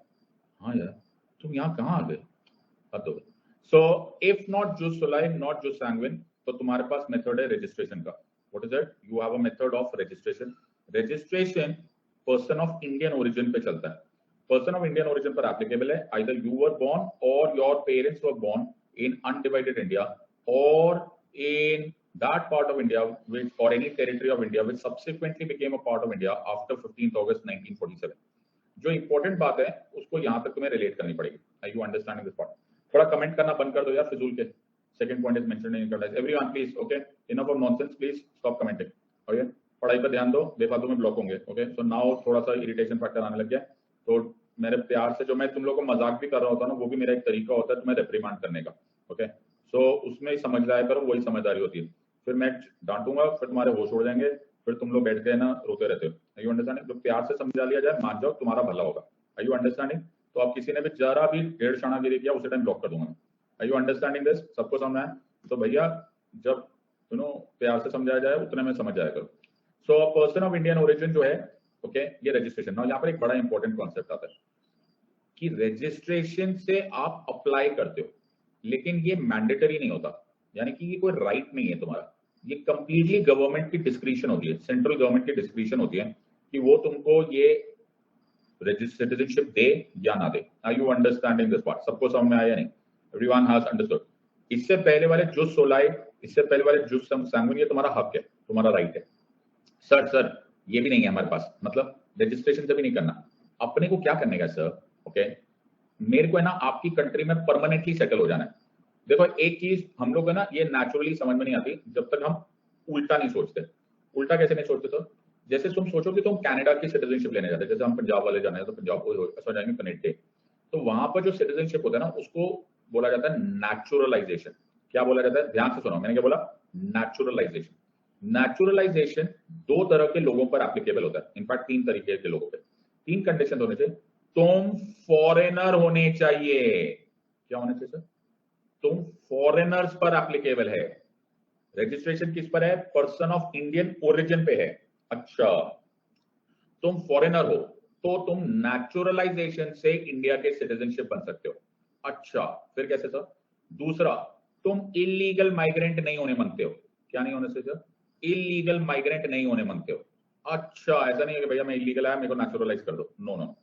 नंबर थ्री कि तुम ऐसी एक कंट्री के सिटीजन होने चाहिए। Okay, you should be a country, a citizen of such a country, जो कंट्री इंडियंस को भी अलाउ करता है नेचुरलाइजेशन से सिटीजनशिप। मेरी भाषा समझ में आई या नहीं समझ में आई? अगर हम तुम्हारी कंट्री के लोगों को नेचुरलाइजेशन से सिटीजनशिप देने को मंजूर करते हैं, तो तुम्हारी कंट्री भी वैसी होनी चाहिए जो हमें भी नेचुरलाइजेशन से सिटीजनशिप देना चाहता है और दे सकता है, अलाउड होना चाहिए। Are you understanding this part? So मेरे पास एक फ्रेंच फ्रेंड आया, फ्रेंच, ओके, तो बोला hi said, how are you, I am from France, मैं तुम्हारे कंट्री में नेचुरलाइज होगा। मैंने कहा कोई टेंशन ही नहीं, बिंदास हो जा। मैंने कहा कैसा होगा? तो मैंने कहा सबसे पहले तू चेक कर, तू फॉरेनर है? बोला मैं फ्रांस से, सुनाई नहीं दिया क्या? मैंने कहा अच्छा सॉरी, अच्छा हाँ, मैंने कहा ओके। मैंने कहा तू इलीगल माइग्रेंट तो नहीं है? बोला कैसे बच्चों जैसे बात कर रहे हैं, अपन क्या फ्रेंच है बाबा, अपन का पेरिस में बंगलो है। अच्छा, मैंने कहा अच्छा। तो मैंने कहा तुम्हारा कंट्री हमको अलाउ करेगा? कहते बिंदास करेगा, हमने तो तुम्हें रफाल भी दिए। Are you understanding this part? सबको समझ? मैंने कहा अच्छा। मैंने कहा इधर तेरे को हिंदी आती है? कहते ना। पंजाबी आती है? कहते ना। उर्दू आती है? मैंने कहा ना। मराठी आती है? बंगाली आती है? नहीं आती। फिटे मुंह तो यहाँ फ्रेंच में बात करेगा? मतलब कम से कम वर्किंग लैंग्वेज और वर्किंग नॉलेज होनी चाहिए of any of the 22 official languages जो इंडिया रिकॉग्नाइज करता है। समझ में आया? हमारे यहाँ पे फ्रेंच नहीं होगा, तो पता चला हमारे ऑटो रिक्शा वाले को बोला फ्रेंच में, उसने 2 थप्पड़ मार देने तेरे को। Are you understanding this part? तो अच्छा, दूसरा क्या? तेरे को कसम खानी पड़ेगी, कसम की कसम, क्या? कि तू हमारे कॉन्स्टिट्यूशन से अबाइड करेगा। अच्छा चलो यार, ये भी कर लेंगे, कोई टेंशन नहीं है, we will abide by. The constitution. तू एनिमी कंट्री से कोई डील नहीं करेगा। अच्छा, आर यू अंडरस्टैंडिंग दिस? हाँ, पूरा पागल है, हम क्यों डील करेंगे? नहीं अंडरस्टैंड। फिर क्या, तेरे को अप्लाई करना पड़ेगा, एप्लीकेशन डालनी पड़ेगी। अच्छा ठीक है, हम एप्लीकेशन दे देंगे, लेकिन जिस दिन तूने एप्लीकेशन, ध्यान से सुनो, ये यस सर नो सर पे अपनी बुद्धि मत भ्रष्ट करो, पढ़ाई पर ध्यान दो। यस सर, मुझे मालूम है सारे यस सर है, पढ़ाई करो, नोट्स बनाओ, ओके, समाज सेवा छोड़ो, ओके, वरना जिंदगी भर ना बसों की लाइन में खड़े रहोगे। आई यू अंडरस्टैंडिंग? तो जिस दिन तुमने एप्लीकेशन फाइल की, सपोज तुमने आज एप्लीकेशन फाइल की मई ऑफ 2022, आज का डेट है सर 31 मई, तो 31 मई 2022 में एप्लीकेशन है ना, तो इससे एक साल पहले तक बोले तो 31 मई 2021 तक लगातार, बार बार लगातार तुम इंडिया में कंटिन्यूसली एक साल ऑर्डिनरी रेजिडेंट होने चाहिए। आर यू अंडरस्टैंडिंग दिस और नॉट? बोलो कोई प्रॉब्लम ही नहीं है। आर यू अंडरस्टैंडिंग दिस और नॉट? सबको समझ में आ रहा है या नहीं समझ में आ रहा? मेरा बच्चा पल्ले पढ़ रहा है, नहीं पल्ले पढ़ रहा? हाँ सर, सब समझ में आ रहा है। Everyone has understood. फिर क्या होना चाहिए sir? So everyone has understood this part. तो ये कहां लिखा हुआ है sir? Qualification for naturalisation. Are you understanding? तो यहां पे ध्यान से सुनना, ठीक है? सो आज का डेट है एप्लीकेशन का, आओ ये आपका इंतजार था। इस एक साल में तुम लगातार इंडिया में ऑर्डिनरी रेजिडेंट होने चाहिए। Are you understanding this part? चलो यार, मैं इसको ब्लॉक करता हूँ यार, ये नालायक लोग हो तुम लोग, एक नंबर के ना, पढ़ने पढ़ाने के लिए नहीं बैठे हो। तुम्हें जरा शर्म नहीं आती कि भाई तुम्हें कोई सब्जेक्ट एक्सपर्ट पढ़ा रहा है, तुम्हारे मम्मी पापा तुम पर उम्मीद करके बैठे हुए, हजारों रुपया तुमने दिया हुआ है, तुम्हारे पास गोल्डन मौका है, फिजूल का टाइम पास करोगे? एक पैसे का तुमको डर नहीं लगता कि तुम अपना करियर परमानेंटली बर्बाद कर रहे हो? जिंदगी भर एक एवरेज जिंदगी काटने से तुम्हें घबराहट नहीं होती? तुमको तुम्हारे माँ बाप तुम्हारे ऊपर उम्मीद लगा के बैठे, घर बैठ के तुम पढ़ाई कर रहे हो, पढ़ लो। नहीं सर, कुछ ना कुछ टाइम पास करेंगे। फिर वही सब्जी के, दाल रोटी के रेट के बारे में जन्म भर लड़ने से एक साल पढ़ लो, कमेंट करके तुम्हें पैसे मिलने वाले? बेशरम टाइप बातें करते हो। पढ़ लो एक बार अच्छे से। कोई पढ़ा रहा है तुम्हें, एक सुप्रीम कोर्ट का लॉयर पढ़ा रहा है, बोल रहा है मत कमेंट करो, मत कमेंट करो। कोई बीमारी है क्या हाथों में?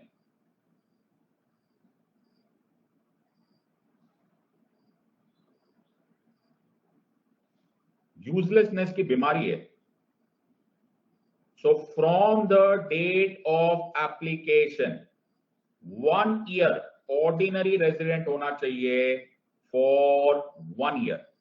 अब इस डेट को सोचो, ये है 2021 31 मई।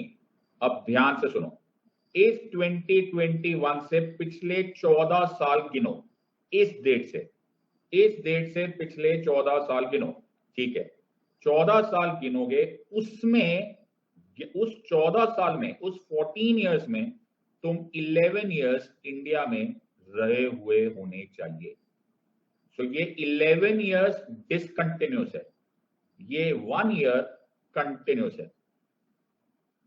टोटल हो गया 11 प्लस 1। इसको 12 मत लिखना, इसको 11 प्लस 1 लिखना। 11 डिसकंटिन्यूस एंड 1 कंटिन्यूस। सो ये तुम्हारे लिए बड़ा ही इंपॉर्टेंट पार्ट है। Number 1, he is not a subject or citizen of any country where citizens of India are prevented by law to become citizens by naturalization। ये मैंने तुम्हें बता दिया।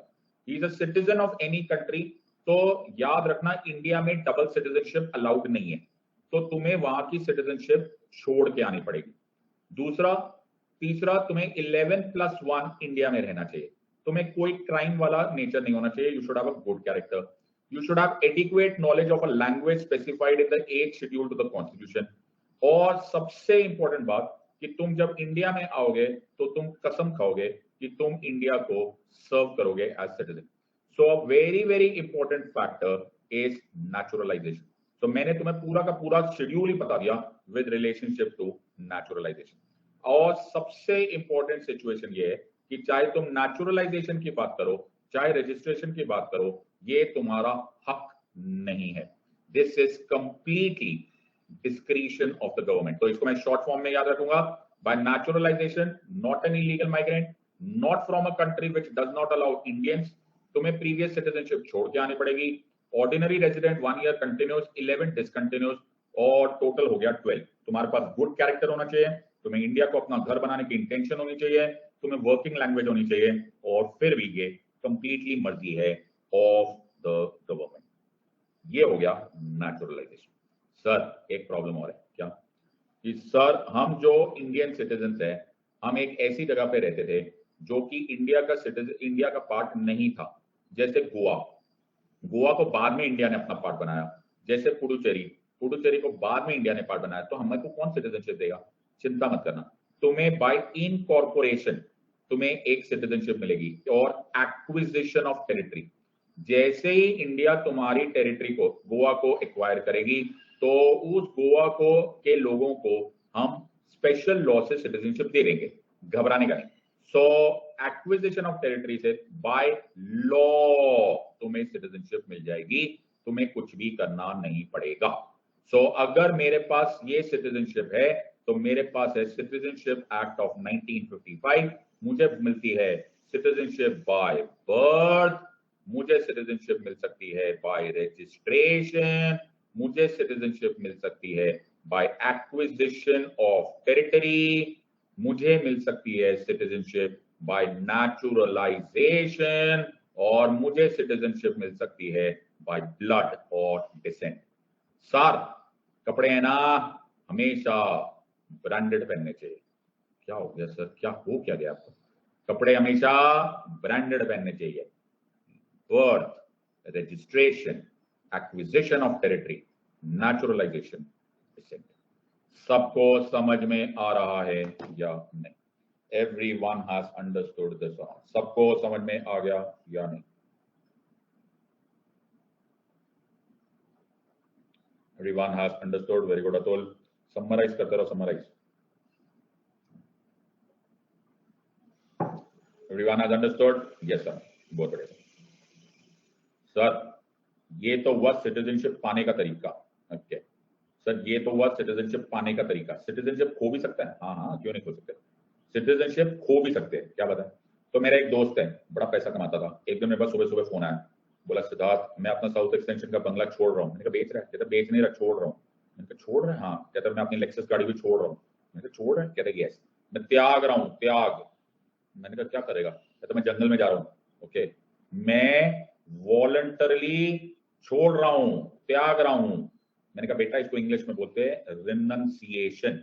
क्या बोलते हैं इसको? रिनंसिएशन। तुम वॉलंटरली त्याग दो अपनी सिटीजनशिप, इसको बोलते हैं renunciation.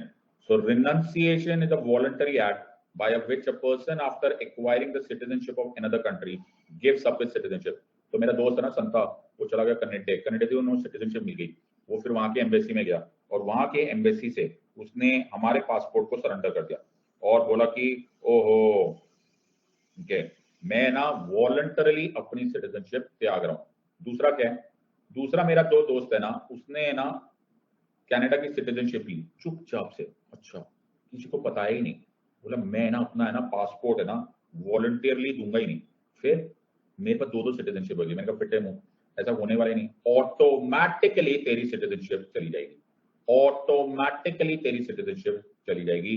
This is called as termination. Termination is by law. तुम चाहे अपना पासपोर्ट वॉलंटरली ना भी छोड़ो, लेकिन अगर तुम किसी और सिटीजनशिप को एक्वायर करोगे, ऑटोमेटिकली तुम्हारी सिटीजनशिप चली जाएगी। ओके, तीसरी सिटीजनशिप डिसेप्शन से होती है। डिसेप्शन मतलब धोखा। तो जब भी तुम रजिस्ट्रेशन और नेचुरलाइजेशन से दो के लिए होता है, रजिस्ट्रेशन और नेचुरलाइजेशन के लिए एप्लीकेशन लिखते हो और उस एप्लीकेशन में अगर तुमने कुछ छुपाया, ठीक है, कुछ फॉल्स लिखा, कुछ छुपाया, या फिर तुमने सिटीजन बनने के बाद हमारे कॉन्स्टिट्यूशन के खिलाफ काम किया, तो हम उसको डेप्रीवेशन मानेंगे और डेप्रीवेशन से हम तुम्हारी सिटीजनशिप कैंसिल कर सकते हैं। बात समझ में आई या नहीं समझ? तो हमारे पास तीन सिटीजनशिप क्या होगी sir? Renunciation, termination and deprivation. सबको समझ में आ रहा है या नहीं? So these are the methods of losing your citizenship by citizenship act of 1955। सबको समझ में आ रहा है या नहीं समझ? Everyone has understood this one. तो हमारे पास एक डेंजरस टॉपिक, और the dangerous topic is citizenship act of और अमेंडमेंट एक्ट ऑफ 29। तो थोड़ा बिना पॉलिटिकल हुए इस सिटीजनशिप अमेंडमेंट एक्ट 2019 को समझने की कोशिश करो। तो पहले इसका एक बैकग्राउंड समझो। बैकग्राउंड ये है कि इंडिया और पाकिस्तान के और rather the partition of British India में एक ट्रेजेडी होगी। क्या होगी? ध्यान से सुनो मेरी बात, तो बहुत ध्यान से समझना। ओके, कमेंट्स वमेंट्स का ध्यान मत दो, पढ़ाई पर ध्यान दो, नहीं तो जिंदगी भर गोभी आलू खेलते रह जाओगे। सो जब इंडिया और पाकिस्तान के बीच में, और इंडिया और पाकिस्तान केम इनटू एग्जिस्टेंस, तो ऐसा नहीं था कि सारे मुस्लिम्स पाकिस्तान चले गए या फिर कोई भी मुस्लिम इंडिया नहीं रहा, ऐसा कुछ भी नहीं था। The word that was used was that Muslim dominated region of west Pakistan, east Bengal, Sylhet, Sindh etcetera Pakistan बना। ये वर्ड मुस्लिम डोमिनेटेड था। ऐसा नहीं था कि इंडिया में मुस्लिम्स नहीं थे, और ऐसा भी नहीं था कि पाकिस्तान में हिंदूस नहीं थे। ओके, यहां पर हिंदूस मेजॉरिटी में थे और मुस्लिम्स माइनॉरिटी में थे। यहां पर हिंदूस माइनॉरिटी में थे और मुस्लिम्स मेजॉरिटी में थे। तो सिचुएशन थोड़ी सी रिस्की थी। वैसे ये माइनॉरिटी वर्ड भी जिन्ना की क्रिएशन थी, लेकिन फिर भी ये सिचुएशन, ये वर्ड यहां पर काम आ गया कि माइनॉरिटीज दोनों साइड पर प्रोटेक्टेड हो। तुमने कभी ऐसा हिंदी मूवी देखी है जैसे दो गुंडों के बीच में या दो लोगों के बीच में होता है, या फिर हॉस्टेज थ्योरी होती है? जैसे तुमने मनी हाइस्ट देखा होगा, तो बोला कि यार एक को छोड़ दो, फिर मैं तुम्हारे एक बंदे को छोड़ूंगा, तुम मेरे एक बंदे को छोड़ो, मैं तुम्हारे एक बंदे को छोड़ूंगा। नेगोशिएशंस में एक से दूसरे को एक्सचेंज किया जाता है, इसको बोलते हैं क्रिटिकल हॉस्टेज थ्योरी। तो ये नेगोशिएशन में क्रिटिकल हॉस्टेज थ्योरी है। तो हम दोनों कंट्रीज में एक वादा हुआ, हमने बोला कि जो हमारे देश में माइनॉरिटीज है, और वो सिर्फ मुस्लिम्स ही नहीं, ओके, कोई भी माइनॉरिटीज होगा, ओके, सिख्स होंगे, क्रिश्चियंस होंगे, हम सबको समान इक्वालिटी से ट्रीट करेंगे, हम उनको रिस्पेक्ट से ट्रीट करेंगे, हम उनको रिलीजियस फ्रीडम देंगे, और ऐसा ही भाई तुम भी करना। आई यू अंडरस्टैंडिंग? तुम भी वहां पर जो सिख्स है, जो क्रिश्चियंस है, जो हिंदूज है, उनको इज्जत देना और उनको ख्याल रखना, उनको रिलीजियस फ्रीडम देना। सर ये तो बहुत ही अच्छा वादा है। हाँ बेटा, तो ये जो वादा है ये बड़ा जरूरी वादा था, और ये नेहरू लियाकत एग्रीमेंट में 8 अप्रैल 1950 को हमने साइन किया, और इसको बोला government of India and Pakistan solemnly agree that each shall ensure to the minorities throughout its territory complete equality of citizenship, irrespective of religion, a full sense of security in respect of life, culture, property, personal honor, freedom of movement within each country, freedom of occupation, speech and subject to law and morality. Sir खुश हो गए, सब खुश हो गए। वादा तो टूट जाता है। इंडिया ने ये वादा निभाया, लेकिन पाकिस्तान ने ये वादा नहीं निभाया। अगर मैं पाकिस्तान के न्यूज़पेपर्स को भी दिखा दूं ना, तो तुम्हें देखकर होश उड़ जाएंगे। Why Pakistani Hindus leave their homes? ये BBC न्यूज में आया, हमने नहीं लिखा है, BBC न्यूज में आया। Hindus are untouchable. Minority immigrants from Pakistan narrate their stories of mystery. Narrating the plight of Hindus in Pakistan, Kamala Devi said, they are compelled not to celebrate their festivals, including Diwali. According to Kamala, Hindus watch Indian television channels to find out festival debates, and at times celebrate Diwali the next day after celebrations in India are over, ताकि वहां पे डर बना हुआ है। Okay. उसी तरह से ये तो हम लोग क्या बोले, ये तो पीटीआई इस्लामाबाद, पाकिस्तान के खुद के न्यूज़पेपर्स बोलते हैं, religious minorities continue to face violent attacks in Pakistan. So धीरे धीरे हमने नोटिस किया कि पाकिस्तान में माइनॉरिटीज के साथ बहुत बुरा बिहेव हो रहा है।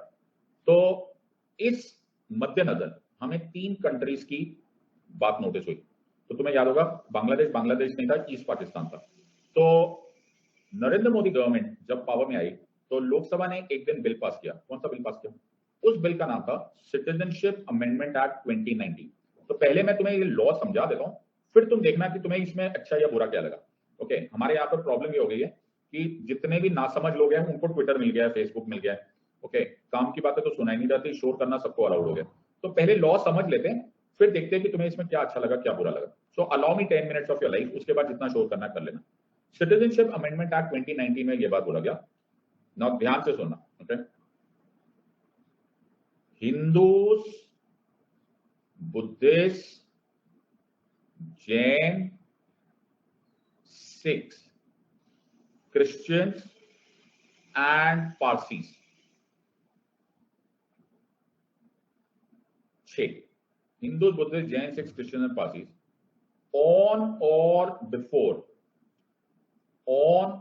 before 31st December 2014, on or before 31st December 2014 from 3 countries, Afghanistan. मैं एक ही बार में क्लियर कर दूंगा, दिमाग को फुल ऑन रखना, अंदर का जो शोर होता है ना उसको बंद रखना, क्योंकि तुम्हारे भेजे में कुछ चलता नहीं है। जब तक मैं बताऊंगा नहीं तब तक तुम्हें कुछ आएगा नहीं, ठीक है? तो ज्यादा दिमाग लगाना मत। अफगानिस्तान, पाकिस्तान एंड बांग्लादेश। मैंने क्या बोला? तो ये बैकग्राउंड याद रखना। अब मैं तुम्हें कुछ समझाता हूं, ये फैक्ट्स याद रखना। आमतौर पे क्या होता है कि अगर किसी कंट्री से इंडिया में कोई इलीगली एंटर कर जाता है, हाँ सर आ गया किसी भी कंट्री से, तो हम उसको क्राइम मानते हैं। हाँ सर इलीगल आ गया तो क्राइम तो है। हम उसके ऊपर फॉरेनर्स एक्ट के अंदर उसके ऊपर कार्रवाई करते हैं। Are you understanding this point? उसको हम फॉरेनर करार दे देते हैं और फिर हम उसके ऊपर उसको जेल भी भेज सकते हैं। इस लॉ के पास होने के बाद, सिटीजनशिप अमेंडमेंट एक्ट 2019 पास होने से ये बोला गया कि any person who is a Hindu, Buddhist, Jain, Sikh, Christian और पारसी, जो इन 3 कंट्रीज अफगानिस्तान, पाकिस्तान, बांग्लादेश से 31 दिसंबर 2014 के दिन या उससे पहले इंडिया में एंटर कर गया, तो हम उसको फॉरेनर नहीं बोलेंगे, हम उसके ऊपर क्रिमिनल प्रोसीडिंग्स नहीं करेंगे। सिर्फ इतना है सिटीजनशिप अमेंडमेंट एक्ट 2019। क्या बात कर रहे हो सर? सिर्फ इतना है citizenship amendment act 2019। Hindu, Buddhist, Jain, Sikh, Christian, Parsi from 3 countries Afghanistan, Pakistan, Bangladesh अगर इंडिया में आ गए ऑन 31 दिसंबर 2014 और उससे पहले, तो उसके ऊपर हम फॉरेनर्स एक्ट में उसके ऊपर कार्रवाई नहीं करेंगे। इसके आगे कुछ नहीं लिखा हुआ। Let me read this, that any person belonging to Hindu, Sikhs, Buddhist, Jain, Parsi or Christian from Afghanistan, Pakistan or Bangladesh who entered in India on or before the 31st day of December date of 2014, etc., etc., etc., etc., shall not be treated as an illegal migrant according to Foreigners Act. Simpler. That's it. नहीं sir, कैसी बातें करते हैं? नादान परिंदो, law पढ़ना सीखो। Okay, तो sure करना बड़ा आसान है। इसके आगे सिटीजनशिप एक्ट में कुछ और नहीं लिखा। सर एक बात बताओ, हैं एक बात बताओ, तो मैं यहाँ पर वो जो भीड़ है ना, भीड़ को जवाब दूंगा। ओके, सो पहला भीड़ का question, sir sir sir sir आप लोग जो आएंगे ना, उनको आप ना सिटीजनशिप दे रहे हो ऑटोमेटिकली? नहीं दे रहे। ऑटोमेटिक सिटीजनशिप दे दोगे सर आप? नहीं देंगे। हम उनको सिर्फ थोड़ा सा रियायत कर रहे हैं। क्या मतलब सर? क्या रियायत कर रहे हैं? ये जो 11+1 होता था ना, हाँ सर, हम उनको 5+1 करके दे रहे। That's it. क्या बात कर रहे हो यार? हम उनको फ्री में सिटीजनशिप नहीं दे रहे, हम उनको 11+1 जो नेचुरलाइजेशन था ना, उसको 5+1 करके दे रहे। सर आप फ्री नहीं दे रहे हो? नहीं बेटा, हम 5+1 करके दे रहे। उनको ऑटोमेटिक सिटीजनशिप नहीं है। लाइन सुनो, यही लॉ है। Provided that for the persons belonging to Hindus, मैं थोड़ा सा 10 मिनट एक्सटेंड कर दूं class, if it's okay. Should I extend the class by 10 minutes? I hope you don't have a class after this. Okay. So it says that Hindus, Sikhs, Buddhists, Jain, Parsi or Christian community from Afghanistan, Pakistan, Bangladesh, aggregate period of residence or service as required under this clause shall not be less than 5 years in place of less than 11 years. तो जो 11+1 था ना, वो 5+1 हो गया। अच्छा sir sir sir sir एक गड़बड़ है, क्या होगा? ये क्वेश्चन का आंसर आ गया सर। एक क्वेश्चन और है। क्या सर? एक और बात हो सर, इसमें मुस्लिम नाम नहीं लिखा हुआ। सर मुस्लिम नाम नहीं लिखा हुआ। बेटा तुम समझ नहीं रहे हो। मुस्लिम नाम इसलिए नहीं लिखा हुआ बिकॉज ये परसिक्यूटेड माइनॉरिटीज को बचाने के लिए है। ये वो माइनॉरिटीज है जो इस वादे पर वहां पर जिए थे कि उनको रिलीजियस फ्रीडम मिलेगा, उनको वहां पर डिग्निटी मिलेगी, उनको वहां पर संभाला जाएगा। उनके साथ वहां पर इतना कष्ट हुए, उनको हम बचाने के लिए हमने ये अलाउ किया है। Hindus, Buddhist, Jain, Sikhs, Christians and Parsis, इन तीनों कंट्रीज में, अफगानिस्तान, पाकिस्तान, बांग्लादेश में मुस्लिम पॉपुलेशन मेजॉरिटी में है। ये उनके लिए नहीं है, ये माइनॉरिटीज है जिनके साथ बुरा हुआ है, परसिक्यूटेड माइनॉरिटीज है। लॉ में वर्ड नहीं भी यूज किया जाता तो उसका एजेंडा समझना होता है। सर सर मोदी जी से पूछो।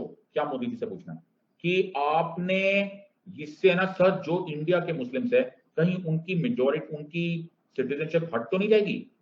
बेटा ये जो सिटीजनशिप है, ये जो सिटीजनशिप एक्ट है, ये सिटीजनशिप एक्ट ऑफ 2019 सिटीजनशिप देने के लिए है।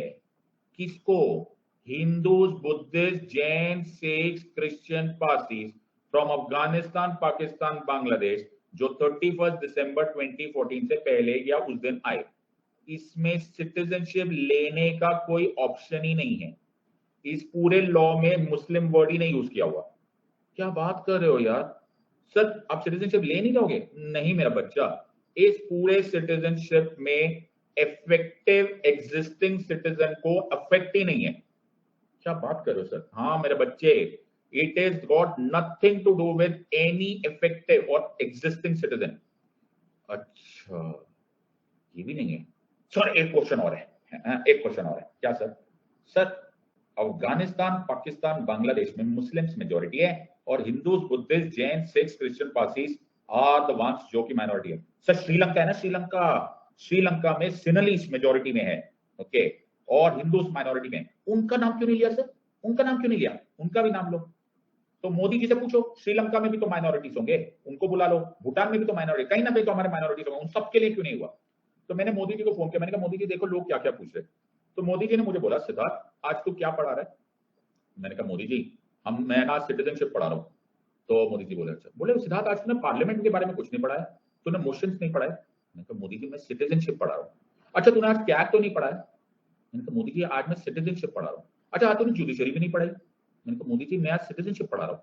तो बोले सिद्धार्थ यही वाली बात है, जिस तरह से आज का दिन सिटीजनशिप के लिए डिसाइडेड है और आज मैं तुझे सब कुछ पढ़ाने को नहीं बोल रहा हूं ना, वैसे ही आज का दिन इन 3 कंट्रीज के बारे में, आज का लॉ अफगानिस्तान, पाकिस्तान और बांग्लादेश के बारे में, आज किसी और के बारे में नहीं बात की जाएगी। कल हो सकता है हम श्रीलंका के बारे में बात करें, हो सकता है हम युगांडा के बारे में बात करें। आज का syllabus is about Afghanistan, Pakistan and Bangladesh. तो जैसे मैं तुझे मजबूर नहीं कर रहा ना कि तू पूरा पॉलिटी एक ही दिन में पढ़ा, तो इन नादान परिंदों को बताओ कि आज इनका दिन है। Hindus, Buddhist, Jain, Sikhs, Christian, Parsis from 3 countries Afghanistan, Pakistan, Bangladesh और 31 दिसंबर 2014। सर ये तो थोड़ी सी प्रॉब्लम हो रही है, आपने सारी वीडियो बंद कर दी। लेकिन एक प्रॉब्लम और है सर, इक्वालिटी नहीं है, इक्वालिटी क्यों? मतलब हमारे पास आर्टिकल 14 है, आर्टिकल 14 के हिसाब से लॉ हर एक के लिए इक्वल होता है। आपने फॉरेनर्स एक्ट को मुस्लिम्स के लिए ओके नहीं है इतनी रियायत दी, लेकिन Hindus, Buddhist, Jain, Sikhs, Christian, Parsis के लिए दे दी। बेटा तुमने आर्टिकल 14 कभी ध्यान से ही नहीं पढ़ा। कल भी मैंने अपने इंस्टाग्राम पर ये लिख दिया था कि इक्वालिटी अचीव हो गई है by women achieving the top 3 ranks in UPSC. नादान परिंदों को समझ में नहीं आया कि मैंने क्या बोला। इक्वालिटी इंडिया में अलग होती है, most people don't understand this, please read the constitution. Equality पढ़ना और समझाना अलग होता है। सो इक्वालिटी यहाँ पे लिखा है, article 14 declares that the state shall not deny to any person equality before the law, equal protection laws within the territory of India. लेकिन हमारी इक्वालिटी ऐसी नहीं है, हमारी इक्वालिटी ऐसी है। मान के चलो ये हमारी इक्वालिटी है कि हर एक को इक्वल ट्रीटमेंट की जाए। तो ये बंदा जो 6 फुट का है ना, ये आराम से मैच देख सकता है। ये बच्ची जो 5 फुट की है ना, ये आराम से मैच देख सकती है। लेकिन ये बच्चा जो व्हील चेयर पे है ना, ये मैच नहीं देख पाएगा। Are you understanding? इसलिए हमारी कॉन्सेप्ट में रीजनेबल क्लासिफिकेशन होता है। जिसको जितनी जरूरत है हम उतनी उसको मदद कर सकते हैं। तो इसको जरूरत नहीं है, इसको नीचे से कोई बेंच सपोर्ट नहीं किया जाएगा। इस बच्चे को 1 फुट का बेंच दे दिया जाएगा, इस बच्चे को एक पूरा रैंप दे दिया जाएगा। इसको कहते हैं वर्गीकरण। क्या किया जाता है सर? वर्गीकरण। वर्गीकरण जो है ना, हम ये क्लासिफाई करते हैं कि एक ग्रुप को ज्यादा जरूरत है तो हम उसके लिए स्पेशल लॉज बना सकते हैं, हम उसके लिए रियायत कर सकते हैं। अगर ऐसा ना होता ना सर, तो शेड्यूल कास्ट, शेड्यूल ट्राइब्स के लिए स्पेशल लॉ ना बनता। अगर ऐसा ना होता ना सर, तो जुवेनाइल्स के लिए स्पेशल लॉ ना बनता। अगर ऐसा ना होता ना सर, तो विमेन के लिए स्पेशल लॉज ना बनते। ये अलाउड है sir, it is allowed under article 14 और ये रीजनेबल होना चाहिए, इसका रीजन होना चाहिए। और क्या ये रीजन काफी नहीं है? क्या सर, क्या ये रीजन काफी नहीं है कि हमारे ही देश के लोग जो इस पाकिस्तान के वादे पर भरोसा करके वहां गए, जिनको दिवाली नहीं मनाई जाने दी जा रही, जिनको किडनैप किया जा रहा है, जिनके साथ रिलीजियस परसिक्यूशन किया जा रहा है, क्या इंडिया उनके लिए दरवाजा नहीं खोल सकता? क्या इंडिया अपने ही लोगों के लिए दरवाजा नहीं खोल सकता? क्या इंडिया उनके लिए 11+1 को 5+1 नहीं कर सकता? क्या इतना रीजनेबल क्लासिफिकेशन अलाउड नहीं है? नहीं सर, इतना तो अलाउड है। तो ये आर्टिकल 14 की वायोलेशन नहीं है। हाँ सर, ये बात तो ये बात। सर एक और क्वेश्चन। क्या सर? सर पाकिस्तान में ना अहमदिया सेक्ट है, अहमदिया जो सेक्ट है ना वो मुस्लिम सी है, लेकिन उनके साथ ना सर बड़ा ही ज्यादा प्रोसिक्यूशन हो रहा है। उनको तो अपने अलाउ नहीं किया, उनको भी बचा लेते। जब आप हिंदू, बुद्धिस्ट, जैन, सिख, क्रिश्चियन, पारसी को बचा लेते तो उनको भी बचा लेते। एक दिन मैं सब्जी लेने गया तो सब्जी वाले ने बोला क्या लोगे? मैंने कहा एप्पल। तो मैं बोला एप्पल, बोला कितने का? मैंने बोला कितने का? बोला 200 रुपए किलो। मैंने कहा फिर मैंने कहा ये क्या है? तो बोला आलू। मैंने कहा पोटेटो। बोला ये कितने का? बोला 50 रुपए किलो। मैंने कहा तू ऐसे कर, तू मुझे 4 किलो एप्पल दे दे, 5 किलो एप्पल दे दे 50 रुपए के रेट पे। तो मेरा मुंह देख रहा है, बोला ये क्या बात है? मैंने कहा जब तू एप्पल दे सकता है 200 रुपए, पोटेटो दे सकता है 50 रुपए किलो, तो एप्पल भी दे दे। तो बोला सर आपका दिमाग खराब है? How can you compare potato with Apple? How can you compare potato with Apple? तो मैंने कहा how can you compare religious groups with sectoral groups? Are you understanding this or not? हमने जो रीजनेबल क्लासिफिकेशन की है वो inter religion कर रहे हैं। आज का मुद्दा सिटीजनशिप एक्ट 2019 का रिलीजियस ग्रुप्स की क्लासिफिकेशन है, इंटर रिलीजियस है, इंट्रा रिलीजियस नहीं है। जैसे तुम एप्पल को पोटैटो से नहीं कंपेयर कर सकते, वैसे तुम सेक्ट को रिलीजन से नहीं कर सकते। ये क्लासिफिकेशन ही अलग हो जाएगी। हाँ यार सर, आखिरी लाइन, हमें मालूम है कि आप लोग एक खतरनाक चीज ला रहे हो। क्या? आप लोग एनआरसी लेकर आने वाले हो, नेशनल रजिस्टर ऑफ सिटीजन्स। ये जो नेशनल रजिस्टर ऑफ सिटीजन्स है ना सर, इससे ना सिटीजनशिप परफेक्ट आएगा। बेटा मेरी चाची की मूंछें होती है ना, उसको चाचा कहता। ओके, सबसे पहली बात है एनआरसी आया ही नहीं, यू अंडरस्टैंड। और दूसरी बात है NRC is a separate process, citizenship act is a separate law. अगर जब एनआरसी आएगा तो वो सब पर लागू होगा, सब पर लागू होगा, रिगार्डलेस ऑफ दैट रिलीजन। और उसके अभी तक प्रोसीजर डिसाइड ही नहीं हुआ। तो जब तक तुम्हें प्रोसीजर ही नहीं मालूम है तो तुम उस पर कंट्रोवर्सी कैसे करके रखे हो? It is going to be for every citizen of India, it is not based on religion. और ये वेनेवर है, अभी तो आया भी नहीं है और इतने सालों में भी नहीं आया अभी तक, और तुमने उसकी कंट्रोवर्सी बना के रख दी। ये देखो जाहिल लोग, ओके, आता जाता कुछ नहीं है इनको, इनका फुल फॉर्म नहीं मालूम होगा, लेकिन ये लोग टाइम पास करते रहेंगे। आई यू अंडरस्टैंडिंग दिस बात? सो मैंने मोदी जी को बोला, मैंने कहा मोदी जी आपने सारे सवालों के जवाब दे दिए। मोदी जी बोले बिल्कुल सही है सिद्धार्थ, ये एक अनफिनिश्ड बिजनेस था। अगर मेरे सरकार आने से पहले ये हिंदू, बुद्धिस्ट, जैन, सिख, क्रिश्चियन, पारसी को बचा लिया जाता ना, तो मुझे आज ये लॉ ही ना पास करना पड़ता। और ऐसा नहीं है सिद्धार्थ कि हमने मुस्लिम्स को सिटीजनशिप नहीं दे रहे। सो ये अमित शाह साहब ने पार्लियामेंट में बोला that more than 560 Muslims from these countries have been granted citizenship in the 5 years. Previous government में 13,000 Hindus and Sikhs सबको citizenship दे रहे। We are giving citizenship to everyone. Everyone is being given citizenship regardless of what is his part. In the last 6 years, 2,838 Pakistanis, 912 Afghanistan and 172 Bangladeshi citizens have been given Indian citizenship. मैं नहीं बोल रहा, parliament के records में बोला गया। तो बेटा पहले लॉ पढ़ो। India has kept her promise as a nation. India also has a duty as a nation. तो हमारे Hindus, Buddhist, Jain, Sikh, Christians and Parsis को अगर वहां पर परसिक्यूशन के लिए छोड़ दिया गया ना बेटा, वो खत्म हो जाएंगे। हमारी ड्यूटी है उनको इस देश में वापस लाने की। सो ये देश कभी भी किसी एक रिलीजन का ना था, ना होगा, ना रहेगा। और ये सिटीजनशिप एक्ट केवल उन लोगों को बचाने के लिए जिनको बचाने वाला कोई नहीं रहा। So there is nothing against article 14। Are you understanding? सबको समझ में आया? तो मेरा काम था तुमको लॉ पढ़ाना, तुम्हें सच्चाई बताना और तुम्हें जय हिंद वर्ड का मतलब समझाना। You understand? This country is a big country, लेकिन हमारे यहाँ पे जाहिल लोग होते हैं। You understand this? सबको समझना। So please try and understand the entire structure and you must understand this. Everyone has understood. Thank you very much. God bless. जय हिंद। 3 दिन की छुट्टी है, आराम करो और फिर हम मिलते हैं। Thank you very much.